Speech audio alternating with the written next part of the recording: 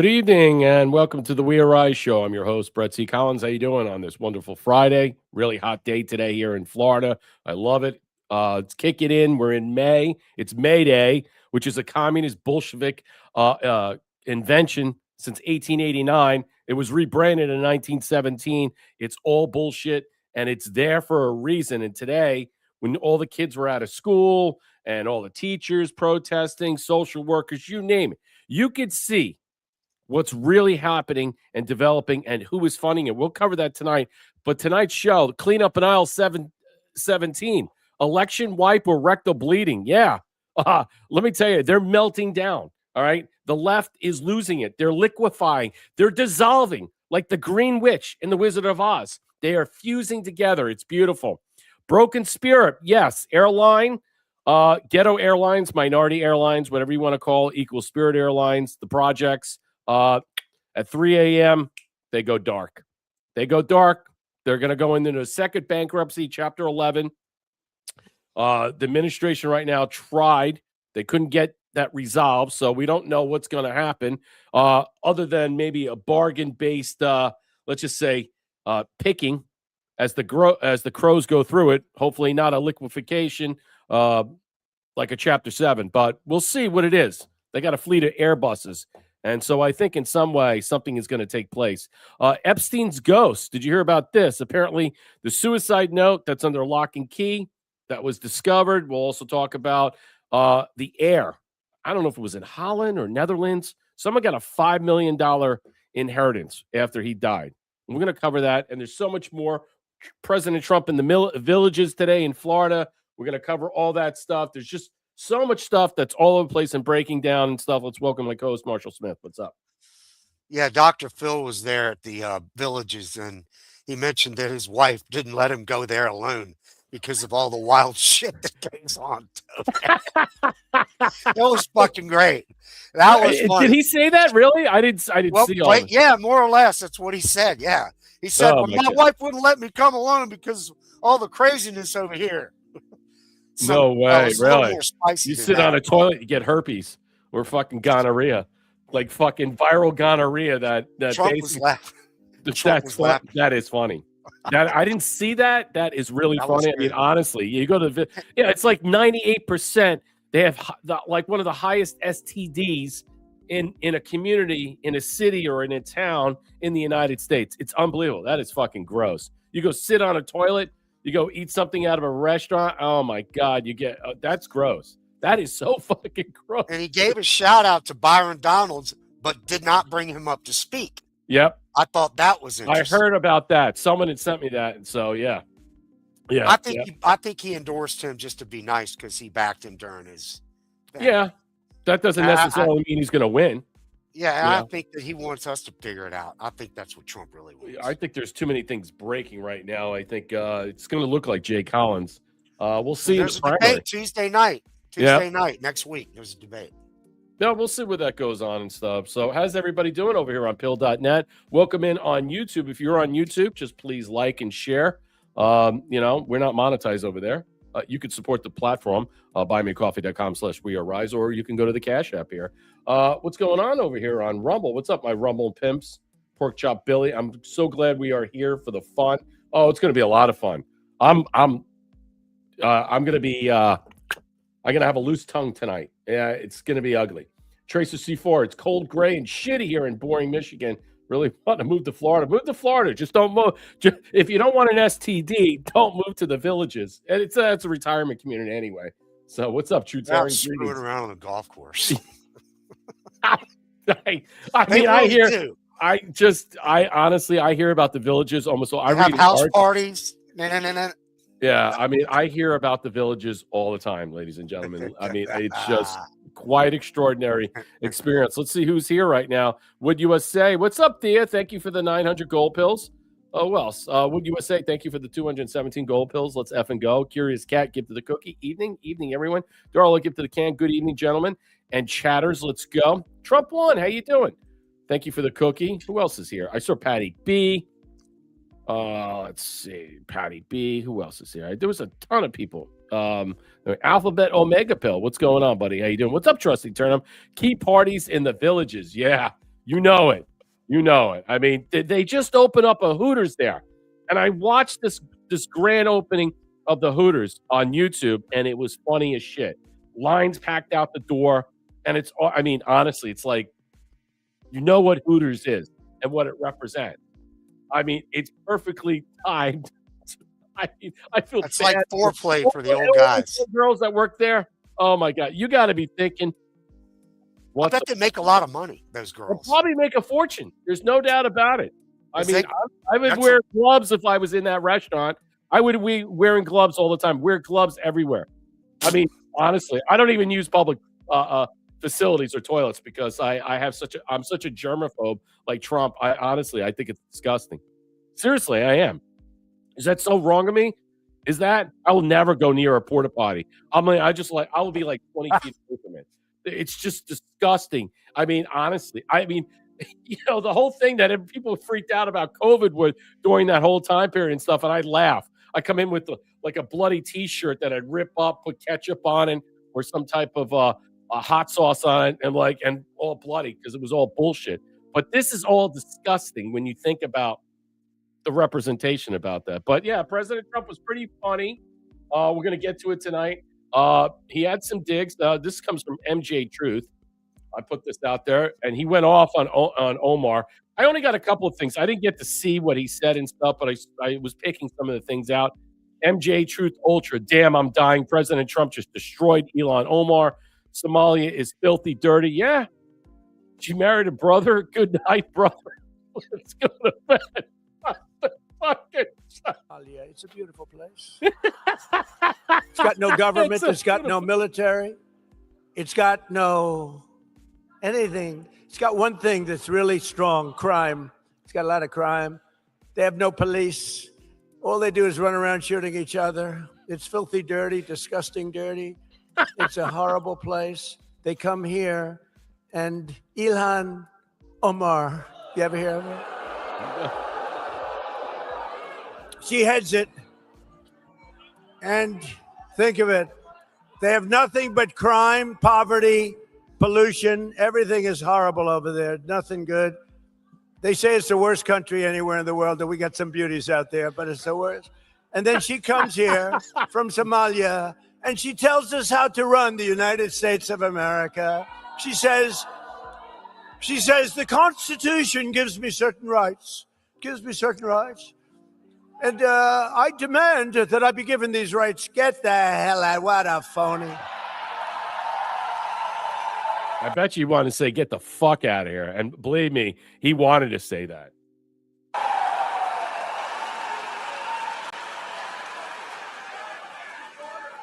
And then she married a brother to come in. I don't know, you're not. But I would imagine they're looking at her. I have nothing to do with it. I would imagine. Of course I have nothing to do. Sure. Yeah, right. I believe she married her brother, which is totally illegal. Although it's a lovely couple, actually, but it's a little bit on the illegal side. Darling, I love you very much. Good night, brother. Let's go to bed. That's perfect for the villages. Oh, I can't stand it. I can't stand it. Perfect. Did you see last month? She accidentally checked the wrong box. It said she was worth $38 million. And law enforcement came after her for that. And then all of a sudden she was worth less than $80,000. And she said it was accounting. It was an accounting error. It was not a very good accountant, was it? Huh? No, their whole life is based on fraud and a scam. The whole thing is a scam.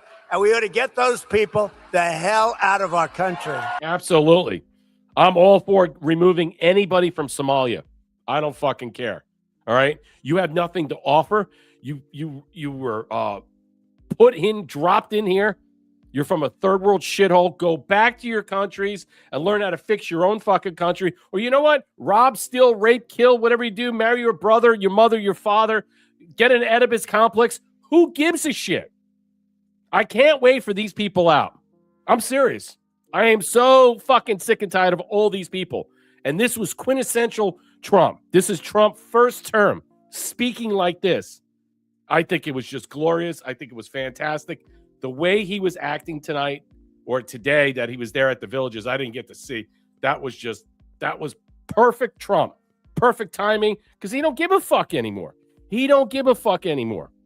That is just lovely. We got more to go. Marshall, your thoughts They about should that? use Spirit Airlines to deport the Somalians. Yeah, I was just thinking about that's a match made in heaven, right? Yeah, we'll get the Spirit, but I have to tell you right now, absolutely. Minority Airlines, Ghetto Airlines, whatever you think. I believe the bargain basement dollar, that's what the airline is going to be. We'll get into how that's going to facilitate out. I think it's some way there's something still there. I mean, they got a lot of Airbuses, so you got to consider that they're only 8.5 years old, the average age. So I think President Trump is looking at this. Now, whether it's going to have one of his people that is friends with him, who's rich billionaires, buy it at a bargain basement price. I mean, Elon Musk. But the problem that you're facing and stuff, where are these people now going to fly on? They're going to go on JetBlue, Southwest, Delta, if they can afford it. Good luck with that. That makes me never want to fly. I never want to sit next to any of these people. Fat, smelly, disgusting, pump heel fat over. Their fucking legs are 3 times bigger than my whole body. I'm done. I don't want that. I don't like flying. This is the reason why this is a problem. So hopefully something can be done that will be done. So here's President Trump again. This is President Trump, I saw. I just noticed a couple of things. This is President Trump just off the cuff. I'm screaming my ass off. Trump demands to turn the mic down during Florida speech. I remember rallies during when he became president or he's running for president. They kept the actual mics down. And this is no dissimilar. And here we are again with a similar fashion. Listen to this. An invasion of our country. Tell them to turn up the microphone, will you please? Turn up the mic.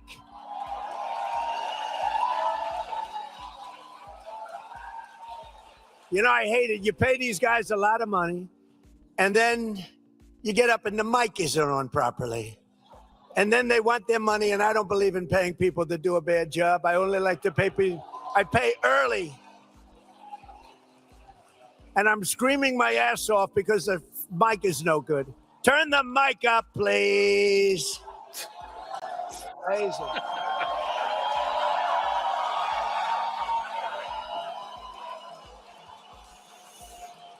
But all of that changed the day I took the oath of office on January 20th, 2025. Under the Trump administration, we're standing up for American seniors like no president has ever stood up before. You know, it was an interesting thing before he heads home to Mar-a-Lago when he was at the Villages. But it just reminded me, quintessential Trump, first term, okay? I think it's just a beautiful thing. And, you know, the way he's acting, the way he's speaking right now, it's just awesome. I mean, this is perfectly timed for everything that's taking place. Here's another thing that's happening before we actually get into our discussions. The Iran hostilities terminated despite ongoing negotiations. President Trump notified Congress on Friday that the conflict between the United States has been terminated. Just a 60-day war Powers Act deadline for congressional approval. And remember, Hegseth went to the Senate and to the House to speak about this. So basically, it ended this conclusion because they kept trying to draft resolutions to control this in some way, make it more protracted in some way. So President Trump says, no, it's done. I ordered a 2-week ceasefire. That just shows you what I think about this production, you know, this movie production we call the Iran War. Was it done a long time ago? Absolutely. And so what we're seeing right now is what? The cleanup on aisle 17 with a lot of other stuff. So on April 7, 2026, I ordered a 2-week ceasefire. The ceasefire has been extended, and there's been no exchange of fire between the United States and Iran since April 7, 2026. Trump wrote to Speaker Mike Johnson Friday. He was asked about congressional approval early in the day at the White House and replied, so many presidents, as you know, have gone and exceeded that. Yep, look at George Bush. It's never been used. It's never been adhered to. And every other president considered it totally unconstitutional, and we agree with that. Yep. Republican Senator Todd Young took a different view in remarks to reporters, saying that should the war begin again, he expects Trump to come to Congress first, Young said, and given the administration stated the position and then the Iran conflict to cease, there should be no hostilities moving forward. I expect the administration to work with Congress. So wait, so stop start, go? Is that what we're doing here? Does anybody believe this at all? He basically put them in some type of block in some way. So now he's saying the negotiations are going on, the ceasefire is happening. I'm under the provision, the War Powers Act, which is not really relevant. We haven't taken it to the Supreme Court yet to really see if it really controls the president's, Article 2 powers. But my argument about this in some way is that he gave them an out. Basically, he gave himself an out and said, look, it's done. Well, we're going to negotiate. We're going to do our negotiations a different way. And I wouldn't be surprised there are things that are going to happen. I think that Victor David Hansen had said it just recently. Iran is splintered. They're feckless. They have no rudder, no leader. They're at odds with each other, with the war inside the country. The country is about to break. The dam is cracking, and the revolution could take place. And they know that their lives are on the line. So either they fix this and get a deal done because of the embargo, or whatever else is going to take place. Timing is of the essence, and which they have none of, Marshall. Yeah, it's interesting. It's got just as quiet pretty much as Ukraine did. Mm-hmm. Just poof, and Venezuela. Right. I mean, and now the flights have started, so that's good. Yeah, I think they have found a different course. They don't know who to talk to over there. Right. And they can't go straight to England and talk to them because that's not, they're going to be like, huh? So, yeah, I mean, I think it's going to be I about find it interesting the timing with King Charles here, with a lot of reasons. Well, I think it goes hand in hand. Yeah, I think that. I think him being here at the same time. That's who he probably talked to about it. Yeah. And so I think that him basically resolving this issue and saying it's done, us telling this, whatever was worked out. Did you notice there was many articles, I actually put it on my X account, that he discussed that the king had convinced him to lower the tariffs on single malt, on Scottish products, on Scotch in general, and many other different things. I wonder if that deal was put in place to say, hey, look, all right, we'll end the Iran war. All right, we'll throw in a case of Scotch with it. All right. And then with the tariffs, we'll make this so. I wonder if that was possible. I wonder if that was a connection. I wonder how much of let's just say, control the king has with single malt Scotch, or how much money he makes off of that in some way. You got to consider a lot of these things are, backdoored out. And so I wouldn't be surprised in some way that the leverage that was there was done. Now, President Trump today said since Europe, the EU, has decided to backtrack on the tariffs, he's raising the 25%. So the agreed upon deal that he had with the EU, okay, they're walking away from. Oh, and he's like, no problem. We'll just raise it to 25%. And if they come back, if they don't come back within 30 days, I'll raise it to 50%. So we're back again with the tariff war because they can't, in some way, honor what they're supposed to be doing. President Trump announced that 5,000 troops are leaving Germany. We'll cover the breakdown of NATO. We're walking away from NATO. They are getting prepared and ready. We told you this, all right? Every day on the show, I've been talking about this. We are walking away from NATO. The EU knows it. And you know what? They're trying to stick it on their face and not pay these tariffs. No problem. Let's raise it to 25%. And we're going to slowly withdraw from Italy, from Germany, all right? From a lot of different countries. We're slowly withdrawing. And it's a good thing. We need to get out of it completely, save our money. I mean, we're spending billions upon billions of dollars and have this 50,000, 100,000 troops in the continental Europe per se. I mean, it's ridiculous. Start moving it out. So here we go. This is the May Day discussion of what's taking place today. Here's exactly who funded the leftist May Day protest. Obviously, it's a Bolshevik, communist, social Marxist thing that has been in some way since 1917. It's been redefined into that matter. And so you can understand that. But it was created and organized in 1889. Just like every other left-wing protest in our nation, it's totally organic. And I'm being sarcastic, of course. I'm being sarcastic, of course, according to the new report from Fox News. The protests are actually being organized by 600 far-left organizations, Marxist communist groups, combined $2 billion revenue.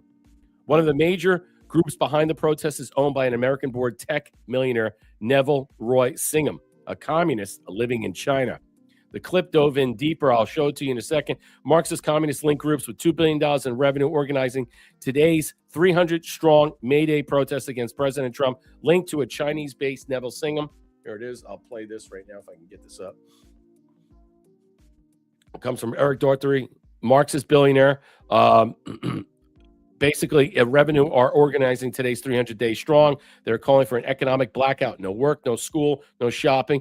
That's great. You don't teach anything anyway. You don't want to work anyway. You're fucking lazy. So who gives a shit? It's just like another day in paradise here in America. No one wants to work. No one wants to go to school. Everybody wants to smoke weed. You're not learning anything anyway.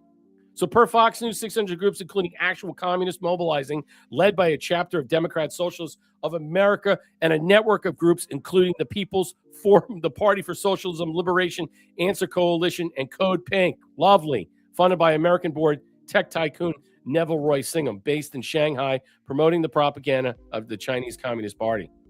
I'll play a little bit of this. They're calling it May Day Strong, where millions of people across America will participate in these protests. They're calling for an economic blackout, no work, no school, and no shopping to protest Donald Trump and the billionaire takeover. Yeah, this is overall the biggest story is the whole Democrats feel that way. This is a version of socialism, communism. That's what they're doing. I mean, they celebrate this in China and Russia. Now they celebrate it because that's the Democrats. They feel as though the problem in America are rich people. Yeah, this is a direct result of what's happening on the college campuses, even in high school, where they're teaching these kids not that if you grew up in poverty, you can make it in this country, get a good job, get a good education from the ground up. They're taking, you can just steal it from the people that did the hard work and have wealth redistribution.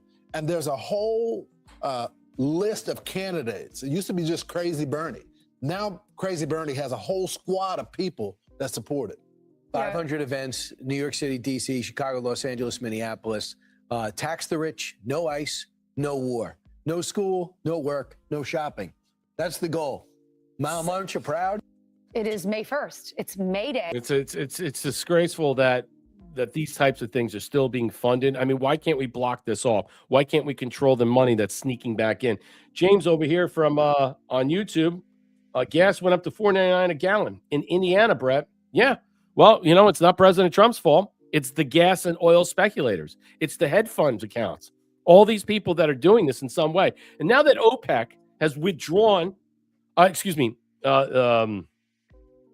was it that withdrawn from OPEC? It was, I can't remember. Yeah, I forget that was it AEU or the IEU or not. No, never mind. Okay, it doesn't matter. But the point being is that the changes that are going to be happening very soon, the prices are going to come down. All right. It's just right now we're at this temporary flux. We could start to see that inflation hasn't gone up. It's gone down. And a lot of people are not really noticing a lot of different things, but there's not much we can do about it. It's really not. The embargo is going to be where we are right now, depending on how much of the breakup from OPEC will continue on. But again, this is hedge funders. This is the banks. It's the same thing I said in real estate. You know, why is a house 3 years ago that was 300,000 is now $1 million or 2 million? How did that get? Where did they get that? It's the banks. The banks rigged it in. They said, you know what? Your house is worth $1 million. And then you go and get somebody else out there to go over and to appraise your home. And it's like, no, it's not worth $1 million. It's worth less than that. See, that's the problem. It's all based upon opinion, futures market. It's all speculation. It's all supposition. They're just saying, you know, in some way, hey, let's get as much as we can now because we know in the short term, it's all going to crash. And we know that's what it is. It's the inside baseball. That's how they're gauging it. They're basing it on a daily basis. So oil crude was up about 121 yesterday, and it dropped down to 103.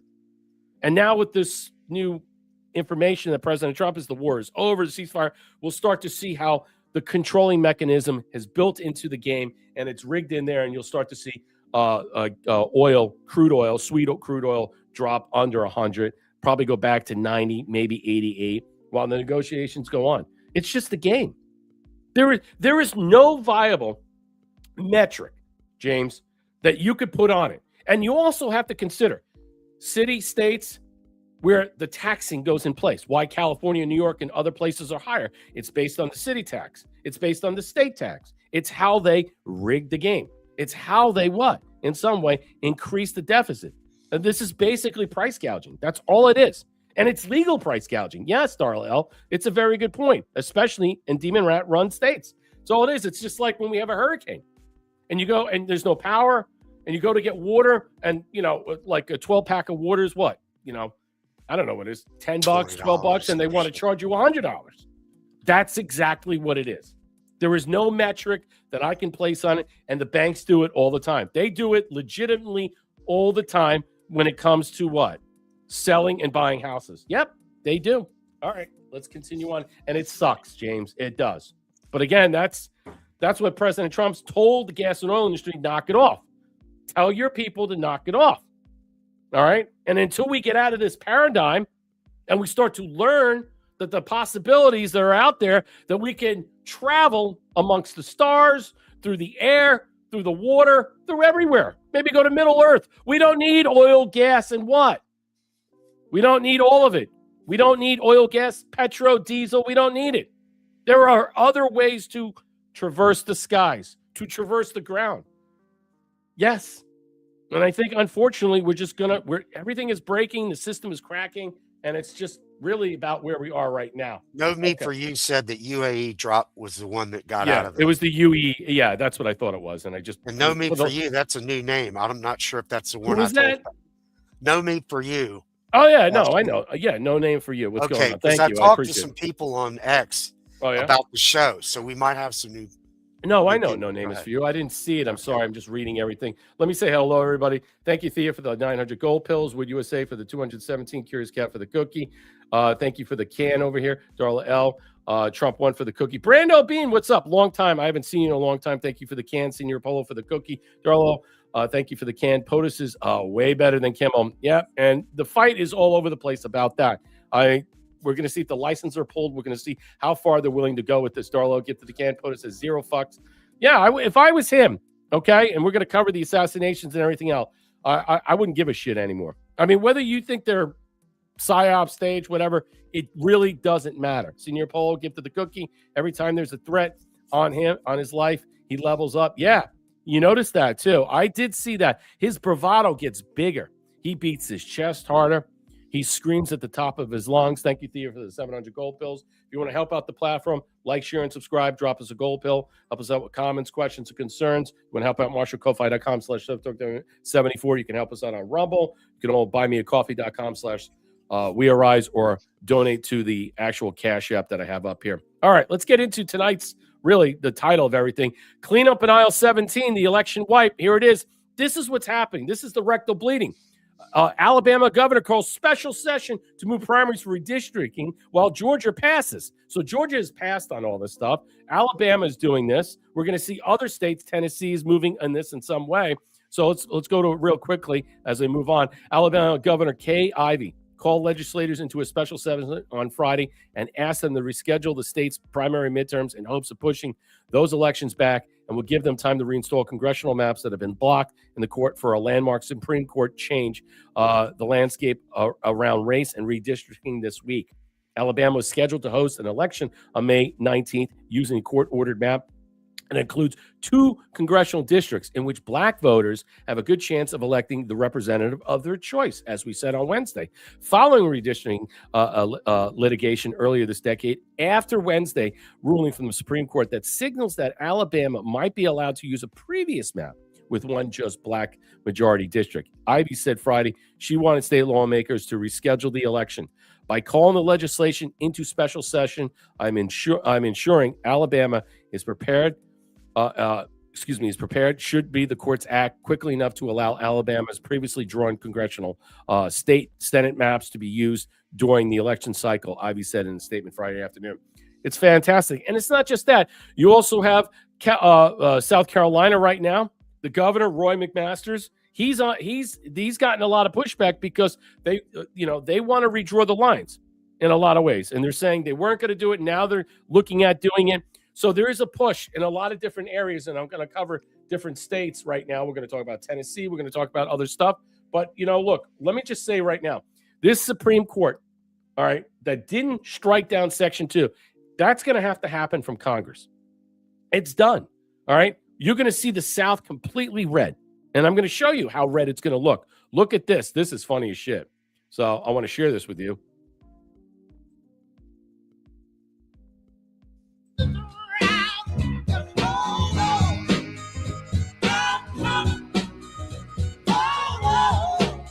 Dude, that's great. Dude, that's so funny. That's so funny, but that's true. Mississippi right now, Louisiana right now, we just heard right now that the governor is basically suspending the elections. They're going to redraw the maps. We're here. Mississippi is going in through the process right now. It's hilarious. There's so many different things that are happening, that are actuating at the moment. And this is a feel-good moment because I think in some way you're going to start to see that we can get 12 seats right now before the election, 19 thereafter, 4 from Florida, and, maybe an extra seat or 2 from Tennessee. We'll see how that plays in. We still don't know what Texas is going to be like. But at the moment, redrawing these maps that were based on race, that were hurt districts that were heavily black to favor a Democrat-only candidate and not to have multiple competing candidates. That's racist in itself. That's not giving people choices. That's not giving people advantages. That's basically saying, you're stuck with us, stay on the plantation and shut the fuck up. So there's a possibility in some way that black people, will have the right to vote for any candidate they want that will be on the ballot, that will appear, and not just one choice. And I think that's great, Marshall. Yeah, and like I mentioned the other day, it's going to give the black population more of an opportunity to see, because these candidates on the GOP, they're going to be able to, it's going to be viable for them to speak in these areas now. Mm-hmm. Why go to an area and speak to the people if you're drawn out with these ridiculous?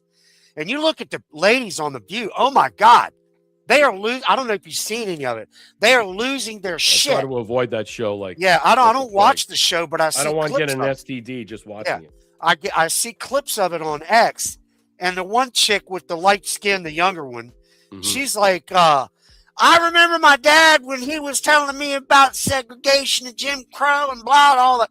I'm like, lady, why don't you kiss everybody's ass?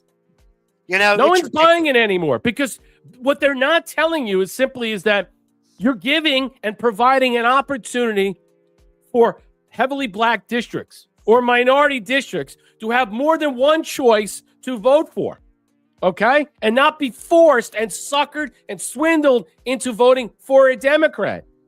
The variety of choices now will grow exponentially, and they will pick and choose. It won't be the Democrats' control anymore, where they could steal and jerry-rig these things based upon the race baiting. And that's the problem. And that was happening since what? I think since the 1990s, things have changed. It was all built into the system. So here it is, smart move by Governor Leah Terrell. Breaking, it's official. Louisiana Governor Jeff Landry has suspended the U.S. primaries until July following the Supreme Court ruling race. This was great. It's fantastic. Listen. Against a black majority district in Louisiana that rolls back a key provision of the Voting Rights Act. We get details tonight from Fox News chief legal correspondent, anchor of Fox News Sunday, Shannon Breen. Certainly, the precedent of this decision will impact other states. As redistricting fights across the country aim to reshape the midterm playing field, the Supreme Court has issued a decision that could send states scrambling to redraw maps in a move seen favorable to Republicans, and one that has the potential to impact somewhere in the neighborhood of roughly 20 current congressional districts. Which you considered a win for who? A win for Republicans. I love it. The 6-3 opinion finds Louisiana erred in drawing a second predominantly black district, which it had done in response to earlier litigation challenging its map at the time. Justice Alito, writing for the majority, quote, "No compelling interest justified the state's use of race in creating SB 8. That map is an unconstitutional gerrymander, and its use would violate the plaintiff's constitutional rights."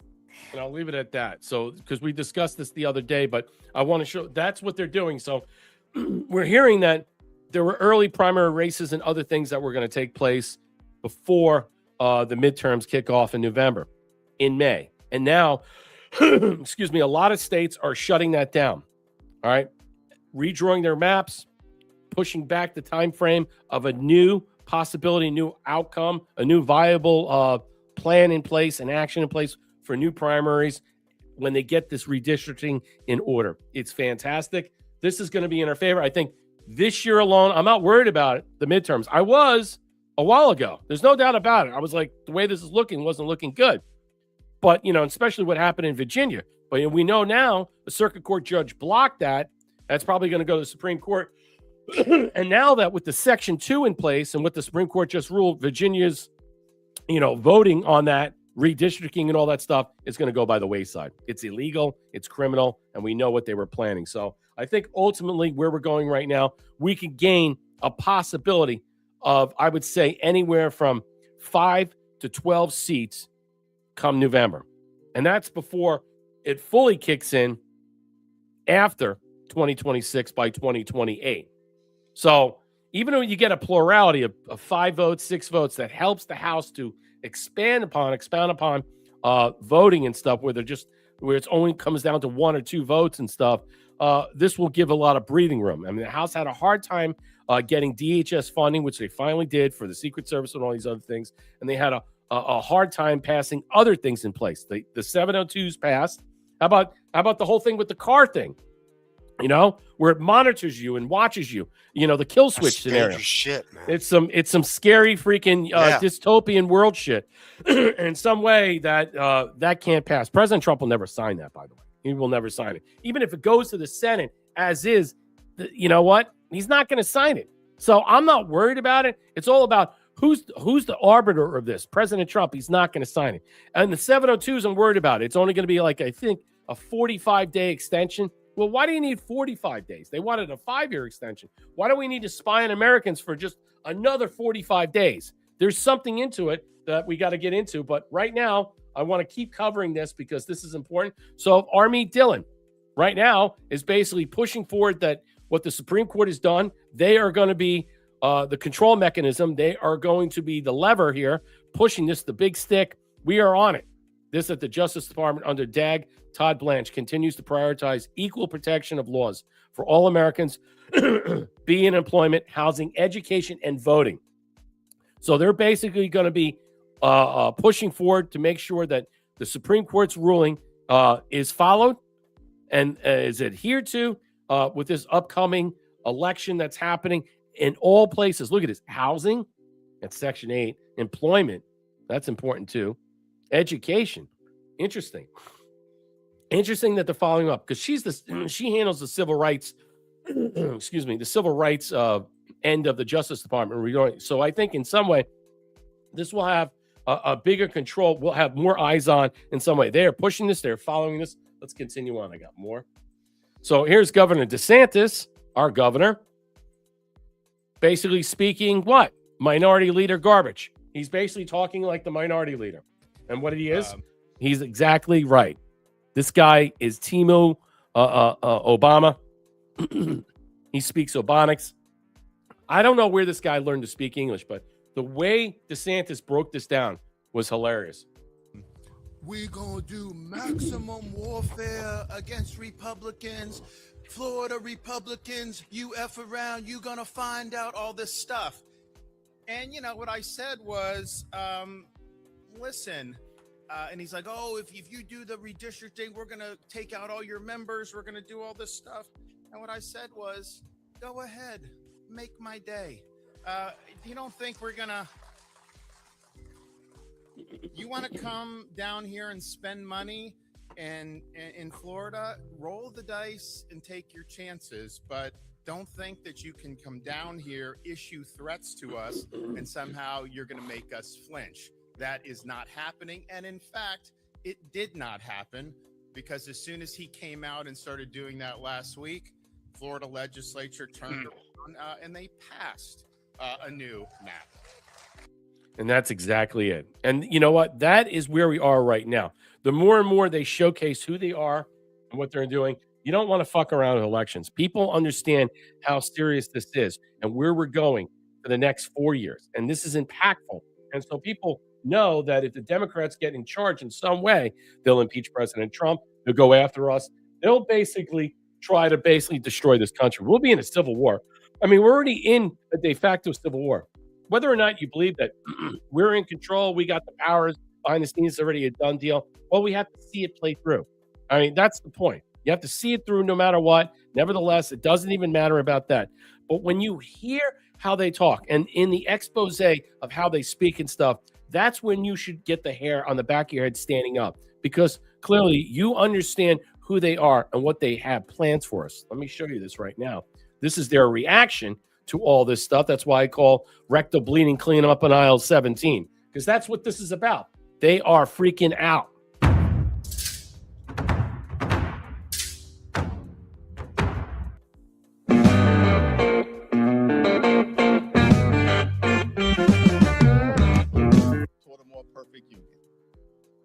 And now we're at a point where affirmative action is gone. Bye-bye. Diversity is gone. Yep. Equity gone. Absolutely. Inclusion gone. Goodbye. Racial tolerance gone. Yep. I have 0 anyway. Don't cry. It's going to be okay. The Voting Rights Act largely gone.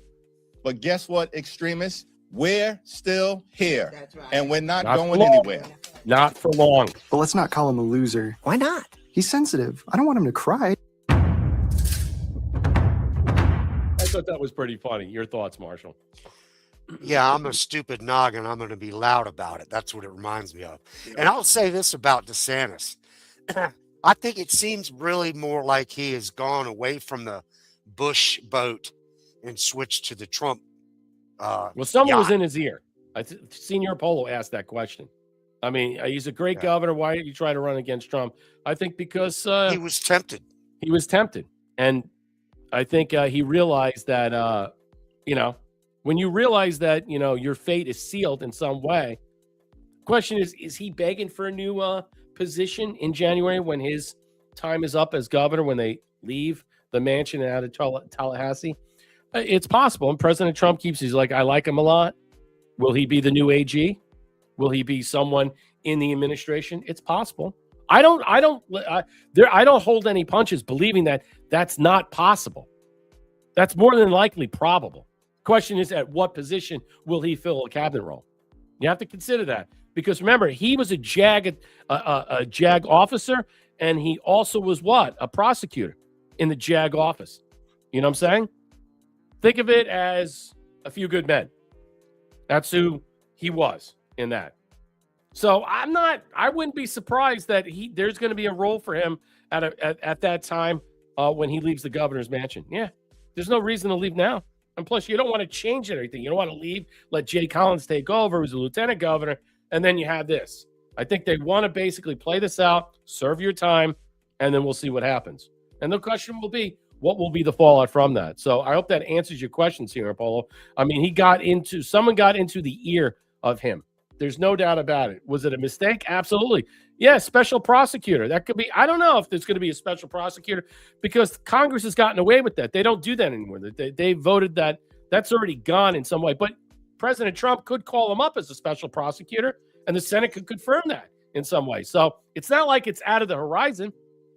It's not like in some way that he couldn't be named into a position in the administration doing something. So I would not, jag off. That's funny. Yeah, I would not. AG would be great. What's that? Yeah, I think AG would be perfect. Well, why do you think there's still going to be an acting? So the question is there going to be someone right now? I mean, how long does acting go on? 120 days? How long will Todd Blanche be acting attorney general? Until what?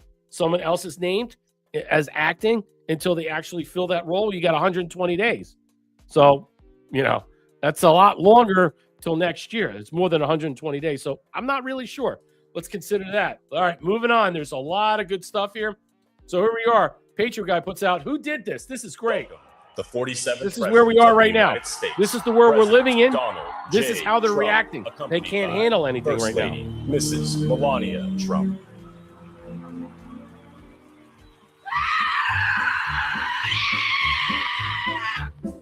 I got Trump derangement syndrome. I hate the motherfucker. TDS. Democrats have TDS. You can't catch it from French kissing, no, it's all inside your head. What is more, there's no cure, makes you dumb and immature. Watch the fake news, it's atrocious. See their hatred so ferocious. They can scream, they can shout, some will threaten to move out and expatriate like Ellen DeGeneres. Although it may confound you, yes, it's all around you. TDS, TDS, TDS. When you're down in the dumps, you can blame it all on Trump. There is no accountability if you're living like a chump. You're alone on your phone. Hear his voice, it makes you moan. That's when you increase your drinking. Say goodbye to critical thinking. He tells jokes, you get ill. Now it's him you wish to kill. To democracy, he's an existential threat. Come on, put down your drink. It's time to call your shrink for TDS. If you're stressed, an exorcist if you're Come possessed. on! TDS, TDS, TDS.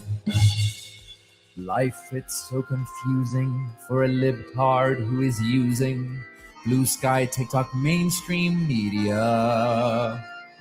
Ah, those good old days when news was truthful. Suddenly, those good old days are gone. 10 years we've been seething like crybabies who are teething, but we cannot win alone on policy. Most days we just try hard to impeach him. Biden old and lazy, Kamala was batshit crazy. TDS, TDS, how the left is all obsessed. Righteous called are ignored, violent fantasies confessed. With each rally, chant and scream, Antifa on every street. While the cops do their arresting, agitators manifesting. We'll break laws, we'll get caught. Heaven's sakes, was that a shot? Film it quick, we want the country all aghast. We've got a lot to do until the Trump is through. TDS, TDS, TDS, TDS, TDS is the boss, the ultimate test. It's 10 years since Obama was in charge and we're all depressed. It's a real bad disease, you can catch it just like this. While my iPhone lights still glowing on that street, my anger scrolling. Count by count, one by one.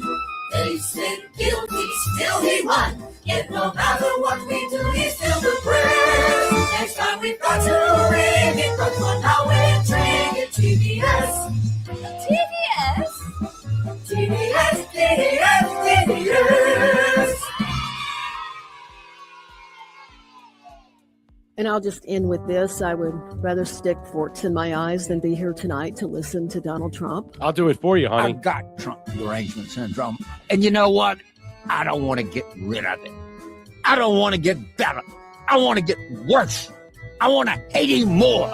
I pray to God in heaven, God brain, the righteous brain of Trump derangement syndrome. Pray for me, Lord. I'm your vessel on this earth. Pray for the people that listen to this. We want more. We want to hate the son of a bitch so much that we can't see straight. Count by count, one by one. They said guilty, still he won. Yet no matter what we do, he's still the prince. Next time we've got to ring it, but for now we're entering it. TDS, TDS, TDS, TDS, TDS. That was fantastic. That was absolutely fucking great. I don't know. What's your thoughts about that? I saw that. First of all, what's his name doesn't believe in God, so how he got a nerve just sitting there praying to God when he's talking about hate. I know. I doubt that God wants you to hate another man. Exactly. And I'll have to say, the old Disney was so good. Mm-hmm. You know, the old Disney back then was just great. And now it's a shame they destroyed it what they've done. But no, it's. I thought that was perfect, man. Yeah, I thought that was perfectly put in there and stuff. How about, I want to stick forks in my eyes. Let me do it for you, honey. There's a lot of things I'd like to stick in you, okay? And one of them is a knife. I mean, these people make me sick. And what did you say? Someone else said, I hope someone primaries fat Randy Fine. Dan Brazilian is primarying him in that district. So I think that's That's who he's going up against. Here we are. Get your fucking hand out of my face. Scott Jennings loses it on Anna Moliker. Listen to this. This is the ratcheting up. This is how we're going to start to see the violence uptick. It's getting hot and heavy all over the place. I mean, honestly, they have been at war with us for 47 We all years. know that Scott Jennings is more than happy to defend a war with a country that starts with the letters IRA that we are currently failing, that is going to put us trillions and trillions of dollars more in debt. I was only a few years old while you were in the administration defending prior endless wars. Now this war is failing. 8 weeks is endless to you? Okay, you said it was going to be 4 to 6 weeks. You have the attention span of a gnat? Is that Homie, what you I have? debated you on TV 4 to 6 weeks ago, and you said we were weeks away from it. Now you're making condescending remarks because you can't defend the fact that this war is not going your way. Wait, one more time. Not going your way. One political Get your concession. fucking hand out of my Name face one political first. concession. whoa, whoa. Honestly, Guys, I'm not excuse me. going to Hold have on. this guy's Everybody, hand in my face. everybody, hang tight, Oh. okay? Get No, him. everybody calm down, okay? I We're love having it. a debate. You can respond to the points that he's making. Can you name a political concession that we've got? We're- I had a flashback to the war the skinheads had in my studio. I would be mad Oh, if I God.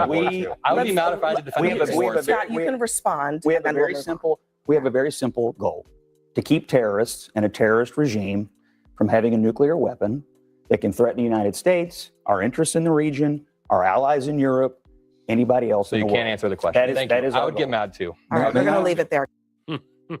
What do you a think little about that dirt, exchange? man. Yeah. Good Lord. That kid, he would whip his ass with that Yeah, little I mean, punk ass face. the snot-nosed, Yeah, smug, little shithead. arrogant, like you know better, you swarmy little fucking thing. I guarantee you right now, you get your ass pummeled. Go pick your nose and eat it, you fucking booger. I mean, these people make me sick and stuff. They think they know. They think they're just smarter than the administration and President Trump and everything that's going on.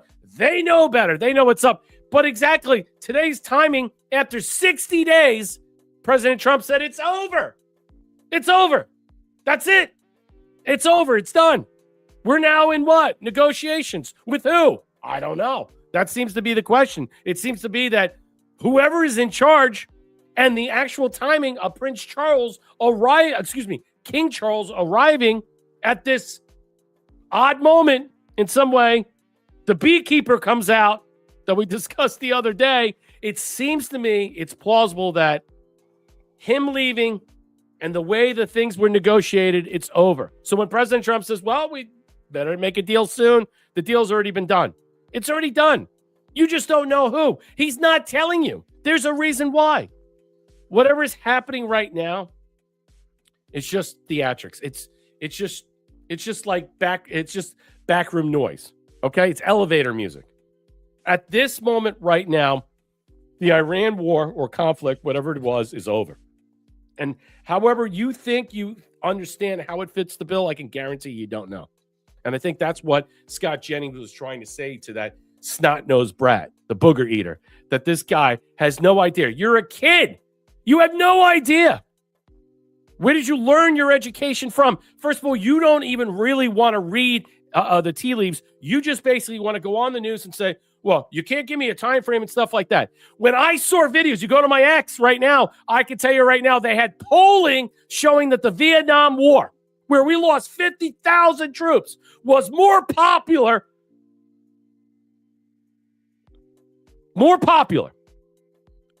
than this war that ended in 60 days. And how long did that go on for? Almost a decade, if you consider that. And you're going to tell me we lost 50,000 troops versus 13 people. We didn't have one boot on the ground. Unbelievable. That shows you how everything is rigged. You can't believe a goddamn thing. Everything is fake and gay. The fact that they push that nonsense to sell you that lie is to generate the agitprop to a greater level, to convince you that what we're doing here is wrong. We shouldn't be there. Really? The war's over in 60 days. Or the conflict's over. They've surrendered. There is no echelon of people in there. What they're trying to tool is retool who's going to what? Take over. That's why King Charles was here. There's a possibility, I can guarantee you right now. He's probably telling him some way, we got to reconfigure this. Let's just stop this. We'll capitulate. We'll give in. We'll do what you want. Oh, and by the way, I'll throw in what? Not the tariff single malt scotch. That's great. I can get my single malt scotch at a price now. I knew you would like that, Brett. Because I love that, baby. That's like, fantastic. So I don't want to buy, expensive Macallan or anything like that. I can get it for cheap now. So this is a fantastic deal for all of us. I knew you would like that. That's why I sent it to you. Now I know it's not in the program, but I put it on my ex because I thought it was funny. I thought it was great, man. But look, he sealed the deal. He said, "Yeah, we're just going to take this off. We're going to take it off the top. We're not going to tariff you on all that stuff, but you got to capitulate." So a deal is in place. I think out of the blue, just like Venezuela, we're going to all of a sudden see, American Airlines is making its first regular flights to Iran. You know, I mean, something like that. It's just going to boof. We won't hear anything. It'll just happen. I'm waiting for Cuba. I can't wait for Cuba. Yeah, that's so I can get Cuban cigars at a discount rate. You know, I want to fly down there. I want to check it out, man. I want to go down there. Harry Eaton puts this out. Trump's GOP is holding on to the generational gains it made with black voters in 2024 election. The GOP has gained 12 points on the Dems. A party ID with African Americans versus Trump term at one point, his first term. Trump's approval of black voters is higher than it was in term one. I wonder why. Let's listen. It's good stuff. Are chipping away at the long-term advantage that Democrats have had with black voters with African Americans. You can see it right here. Look, Trump's approval among African Americans at this point in term one, he was at 12%. You know, he's been losing ground with a lot of people. He's gaining ground with African Americans. He's up to 16% at this point. And you say, this isn't that big of a shift. But I will tell you, Republicans absolutely love this shift that's going on because Democrats have had such a long-term advantage. The fact that he's actually gaining ground versus where he was in term number one, this has major implications for elections down the line because Democrats, especially in a lot of these tight races, you talk about places like Georgia, right down in the South, you see this type of movement for Trump actually gaining ground. This could have major ramifications and help put Republicans over the top in a number of southern places in the midterm elections. But do you see this as part of a bigger trend? I see this as absolutely part of a bigger trend. Donald Trump's Republican Party is absolutely gaining ground, not just him gaining in terms of his approval rating, but look at the party ID margin, Kate, because this to me was absolutely stunning. Look at this party ID margin among African Americans. At this point in Trump term number one, Democrats had a 63-point advantage. That is absolutely fallen. Look at where it is now. A double-digit shift away. Democrats, of course, still have the advantage, but it's a 12-point shift to the Republican Party. And I look back through Gallup's records. They sent me their records. And this, in fact, lead that Democrats have is actually smaller than any lead from 2006 to 2021. So Democrats are leading. But again, we're talking about chipping away. Republicans are chipping away at this long-term advantage. Now you got to consider that in these heavily black districts that they were forced to only have one person to vote for, a Democrat. Now they're going to have a multitude of people to vote for in a primary. Okay, they're going to get to see multiple candidates that are going to offer a lot of different things to them in these districts that are going to speak to them in a way to give them a voice to speak. So that number is going to drop. And I believe now with all the redistricting that's going to take place in Alabama, I don't know what Georgia's going to do, but the rest of, here we are right now, because that's, Atlanta's a heavily black area and stuff. The way this is rolling and the way this is going, you'll see, again, anywhere from 5 to 12 seats by the midterms. And then thereafter, we're talking about 19 to 20 new seats based upon all this stuff. And we still haven't gotten to all the other blue state fiefdoms and all the other states now that are going to be forced to redistrict based upon the Supreme Court ruling about the Voting Rights Act and Section 2. Senior Polo gifted the cookie. They're worried about money for Iran, for the Iran war, but support sending billions. Yeah, they continue to do that. Sean Jarrell, what's up? Thank you for the can. Darlell gifted the can. Carvel's a piece of shit. No shit. He's garbage. I wouldn't be surprised by the end of Trump's term. He's gone. He offs himself or he just disappears. Thank you, Thea, for the 700 gold pills. You can support the platform donating on pill.net. Like, share, and subscribe. Drop us comments, questions, and concerns. You can help us out over here on Rumble as well. You can go to ko-fi.com/surfdog74 or buymeacoffee.com/wearerise. I also have a donate thing over here for the Cash App. Let me get out of this. But I think that's a very interesting tell. And I think this is good. This sets up, I think, a lot of stuff, a lot of promising visions for the actual midterms, because I was worried. I'm not going to sit there and lie to you. I was concerned about how this is going to play out. I'm worried about the governor's race in Florida. I am. Marshall and I talk about it quite a bit, and I know my Floridian friends over here have their different viewpoints and stuff, but you telling me that Byron Donalds did not come up on stage, all right, he just pointed at him and stuff like that, wants us to figure out. I'm not really sure where this is going, but I am worried after DeSantis leaves, because this state has gotten better and better and more unified and more red. And the last thing we need is a carpetbagger to come in here to undercut everything that's been done. That's why I think what DeSantis is doing is making sure on his way out that everything is locked and loaded and they can't change anything. Thank you, Sean Joe, for the cookie. Let's continue on. I want to add to that. Yeah, go ahead. That CNN. The other thing that is changing the black opinion out there is when the SPLC thing broke loose.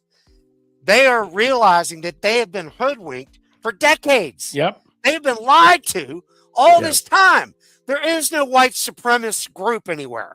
Right. I don't go to any meetings, never seen one my whole life. Yeah, no one called me up. No one sent me an email saying, hey, we know you're a bigot and a racist and you hate black people and stuff.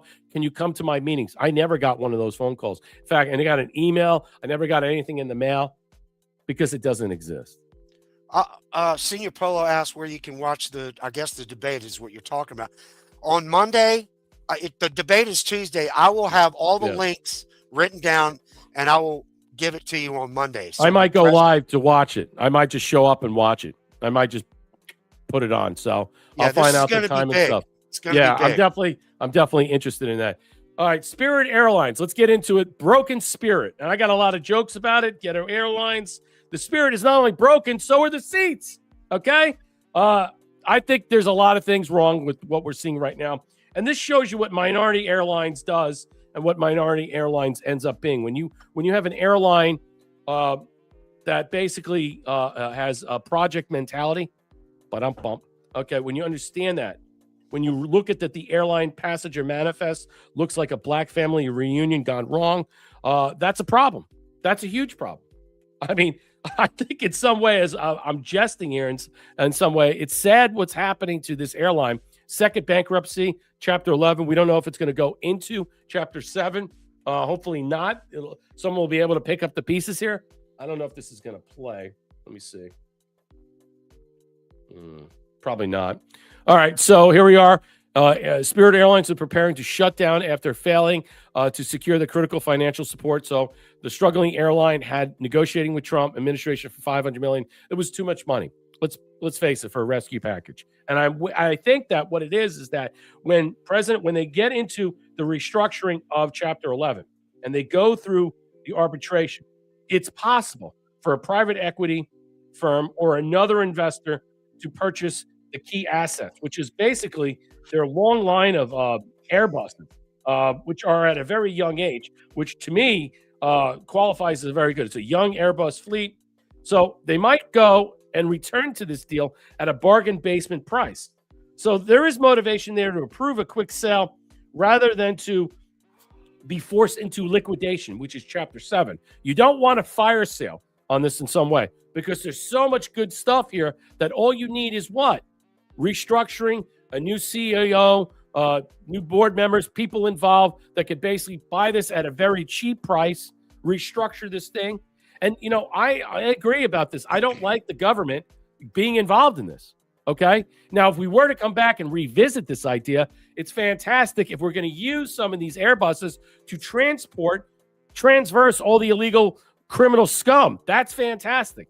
But as for the government putting this in for a short time, building it back up, reselling it at a profit, as what President Trump had initially discussed, I don't know if we're there yet, but everything could be subterfuge, so let's hold on. However, the effort has stalled because Spirit has been unable to secure the necessary backing from bondholders and government stakeholders. I believe President Trump wants it go so low that the possibility that someone can come up and pick it up off its scraps and really turn this baby around. And I'm looking at a number right now from $500 million to $100 million.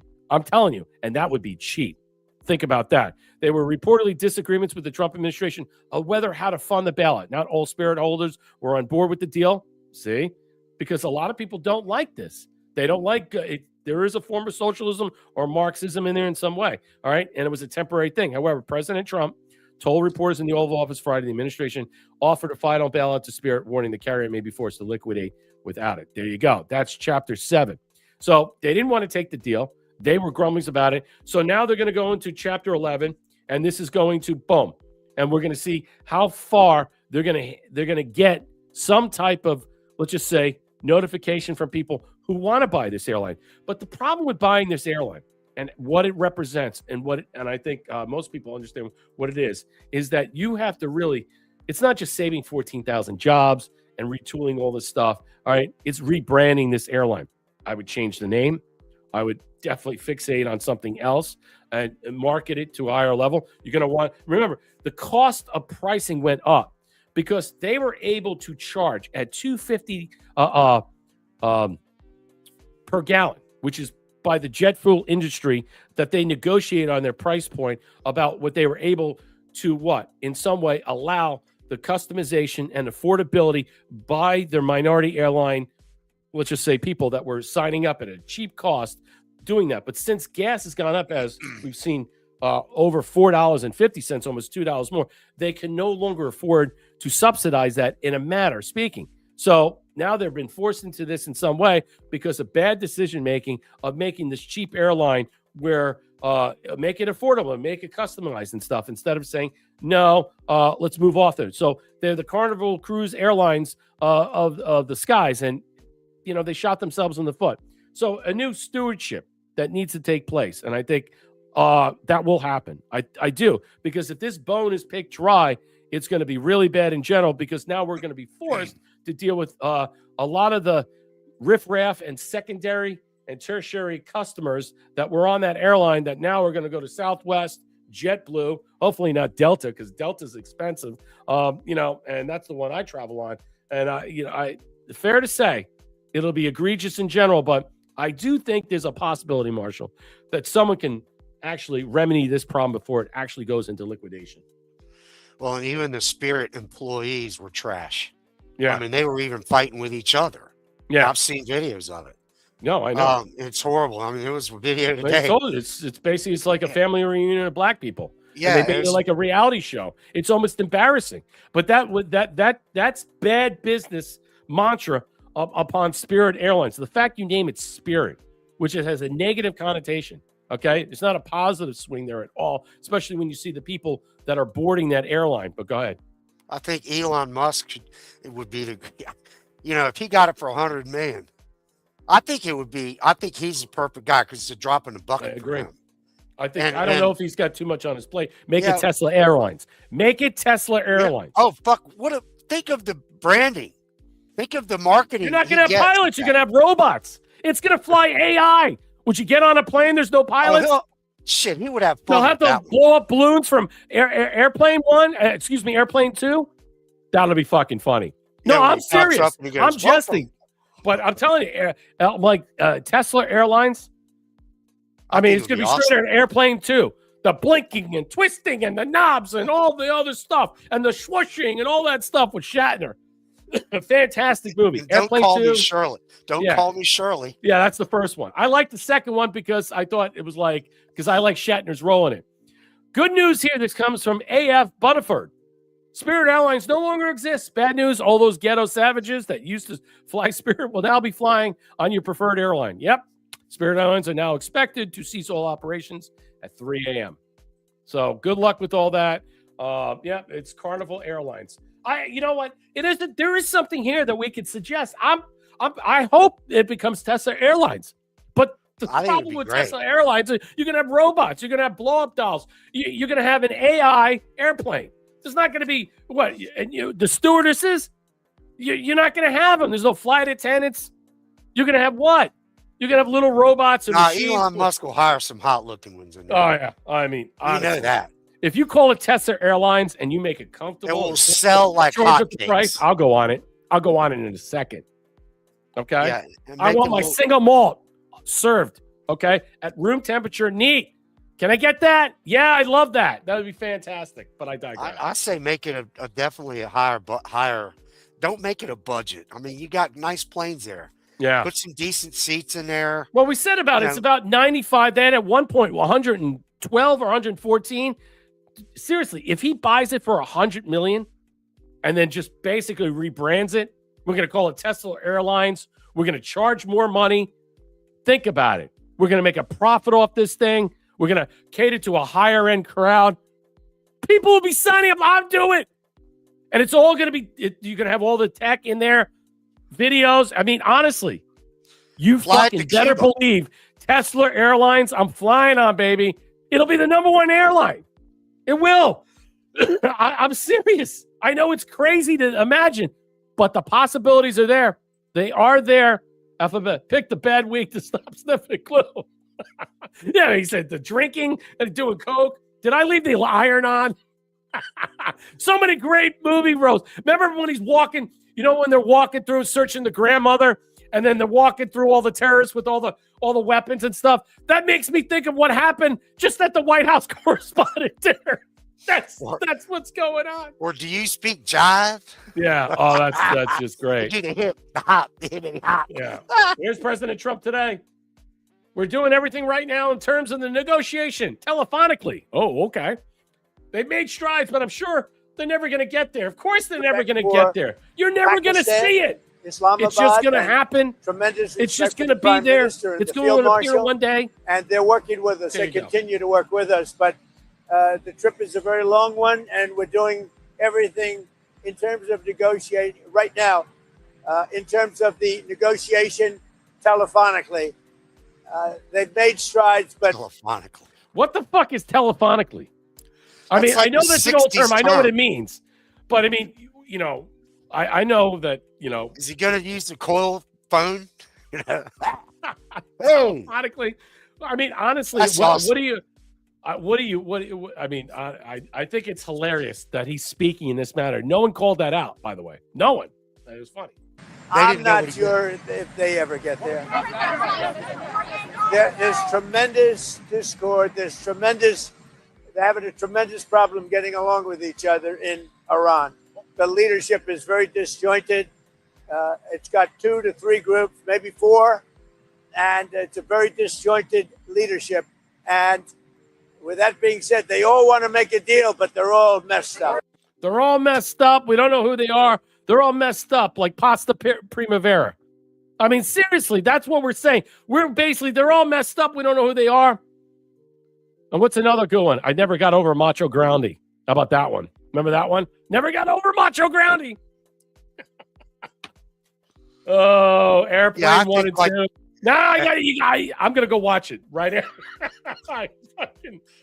I think like cold classics are funny. Yeah, Iran, the whole Iran thing, just like Venezuela.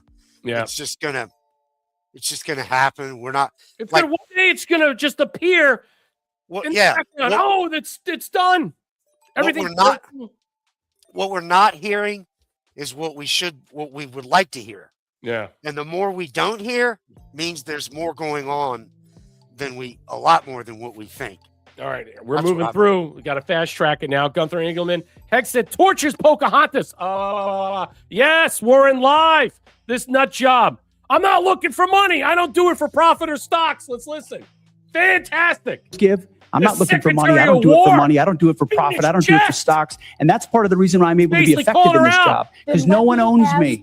No one owns this department. No one owns this president. And we can execute for the American people, and we do. What I give, what you give, what others give, I'm not looking for money. I don't. Exactly. That's exactly. Turned it right back in her face. She couldn't fucking deal with it. And she busted a nut there. She lost her shit there. She couldn't handle it. I'm telling you, she was fucking what? Rectal bleeding all over the place. Here we go. We got more. This comes from Nick Sorter. I mean, dude, Pete Hegseth is a fucking animal. He's an animal. He's an animal. He really is. This guy is hardcore at your throat. Is on fire. The mantra would hear the dripping from the lips of generals with serious look on their face with diversity is our strength. It was never our strength. It was never. The lie that was sold to us. I haven't talked about it as much in these hearings, because this is a budget hearing about $1.5 trillion that's historic and significant. But underwriting the change that we've seen at our department was a laser focus on getting back to basics. And the key word to that is merit. We had a department that was obsessed with gender, ideology, and race, diversity, equity, and inclusion. In fact, the mantra you would hear dripping from the lips of generals and with a serious look on their face was, "Our diversity is our strength," which is the single dumbest phrase in military history. Of course, our diversity is not our strength. Our unity is our strength, our shared purpose, the flag we wear, and the Constitution we serve to defend. And when you clear that debris away, whether it's Marxist ideologies or social engineering or political correctness or quotas based on gender and diversity, you get the best of the best rising up, regardless of gender, regardless of race, motivated by that environment where merit reigns. It's accountability, standards, lethality, readiness, training, all the debris wiped away. That is the secret sauce of the revival of the War Department, and why Americans are attracted to serving in it, and why those inside it, why morale is sky high. And any insinuation that it is not are coming from folks who haven't been in our units recently. Go visit the troops at every level, and their morale is at record level. I think he's on fire. He really is on fire. And the way he speaks, he comes off with so much like chutzpah. He basically has, he doesn't care. He wants to spit fire. He remembers and how they voted against him. He wants to go out there and slam it and ram it down their throats and choke on it. I think it's fantastic. And he threw it in their face. Rubio has 10 jobs. He could be press secretary too, while Caroline Leavitt is off maternity leave. Why not? President Trump said him and JD Vance are going to do all the press stuff. They probably should. They're good at it. Aloha, Mom. Wait a minute. If we're so technologically advanced, why is DJZ working with Iran telephonically? I think that's the point. And making us question the word. See, that's the key. No one questioned the word. We're questioning it here.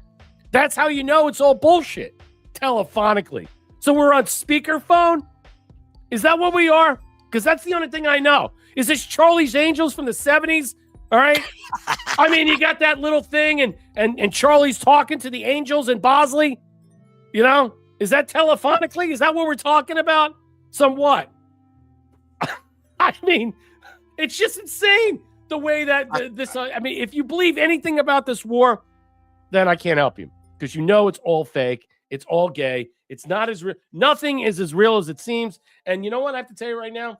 I'm embarrassed to even talk about it now, because now that we know it's over, all right, you're going to see how much, okay, of it that you think that was real is possibly staged.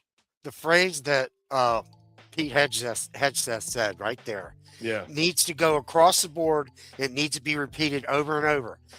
That diversity is not our strength. Unity is our strength. That phrase right there, that needs to go across every department, every cabinet, every that's what they need to say nonstop. Because all they've done with us over the years is say diversity is our strength. Absolutely, diversity means divided. Yeah. What the hell is that making you strong? Yeah, exactly. I mean, the fact is, and stuff like that, I don't want to hear that term anymore. Diversity. How does that even fit into this stuff? I don't want to hear DEI stuff. I don't want to hear that third world Somalis make us better, or shithole fucking Haitians, smelly ass Haitians from third world shithole countries that have no fucking shitter. It's all porta potties. Well, they shit in the middle of the river. All right. They bathe in it. I don't want to fucking hear that. Or dirty ass fucking Indians. All right. I don't want to hear that crap. They don't make us better. They make us weaker. He knows it. We know it. I know it. They called it out. Thank you, Thea, for the shades. Here comes C3. Watch this, then watch it again. U.S. Senator insinuates that Christianity and nationalism are bad things. The Democrats can't stop. They cannot stop eating themselves alive. Interest in Christianity, in nationalism, and in not recognizing the talents of women and non-white gentlemen, and that's the wrong direction. I don't know what you're insinuating, Senator, but I am not ashamed of my faith in Jesus Christ. Well, you shouldn't be and ashamed. If you want to shame me for it, go ahead.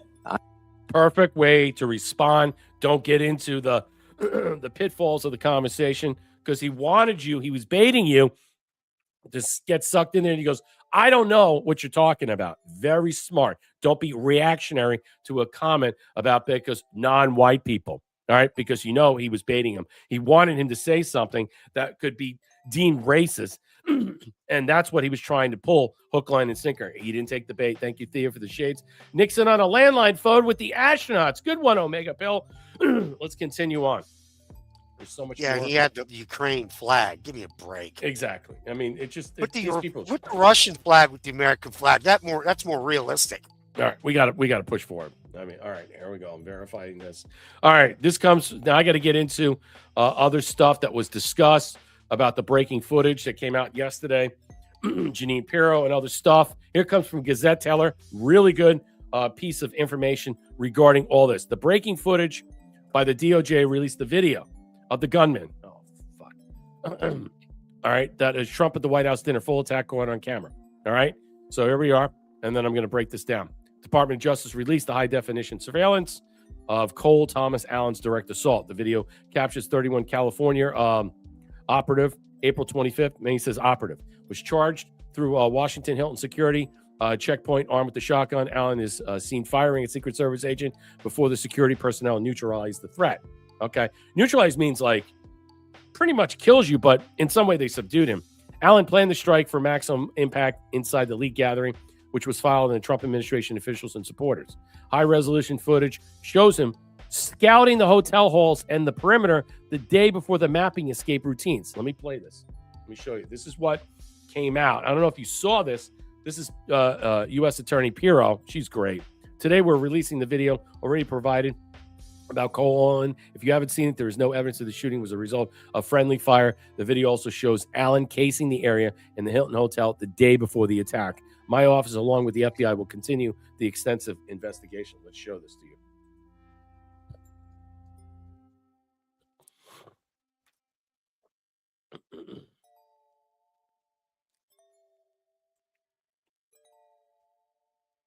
There he is. I don't want to blow up anymore.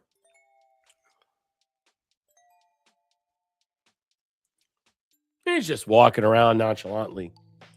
Just looking around, checking things out. Seeing what rooms he could go into, Pointing, or what room are open, or notice he pointed at that room. Yep. This is why somebody mentioned the other day on one of that the hotels are not a good place for the president to be speaking. No, there's too many exit points, entry points, exfil. You don't want to. I mean, honestly, look at RFK being shot at the hotel, and Sirhan supposedly in the back of the restaurant. No, come on, I don't buy any of that stuff. These things are setups. Look at him, just walking around.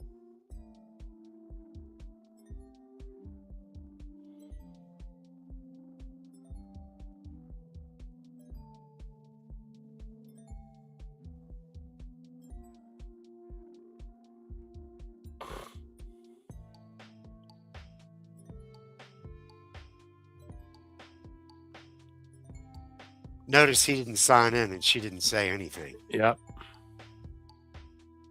And it's an Indian woman, of course, it looks like. Just saying. What are you saying? Just walking around. What's he checking out? What's he checking out? Where could I hide? Is there an exit the other than this one? Oh. I wonder if they interviewed that woman. I can't imagine them not.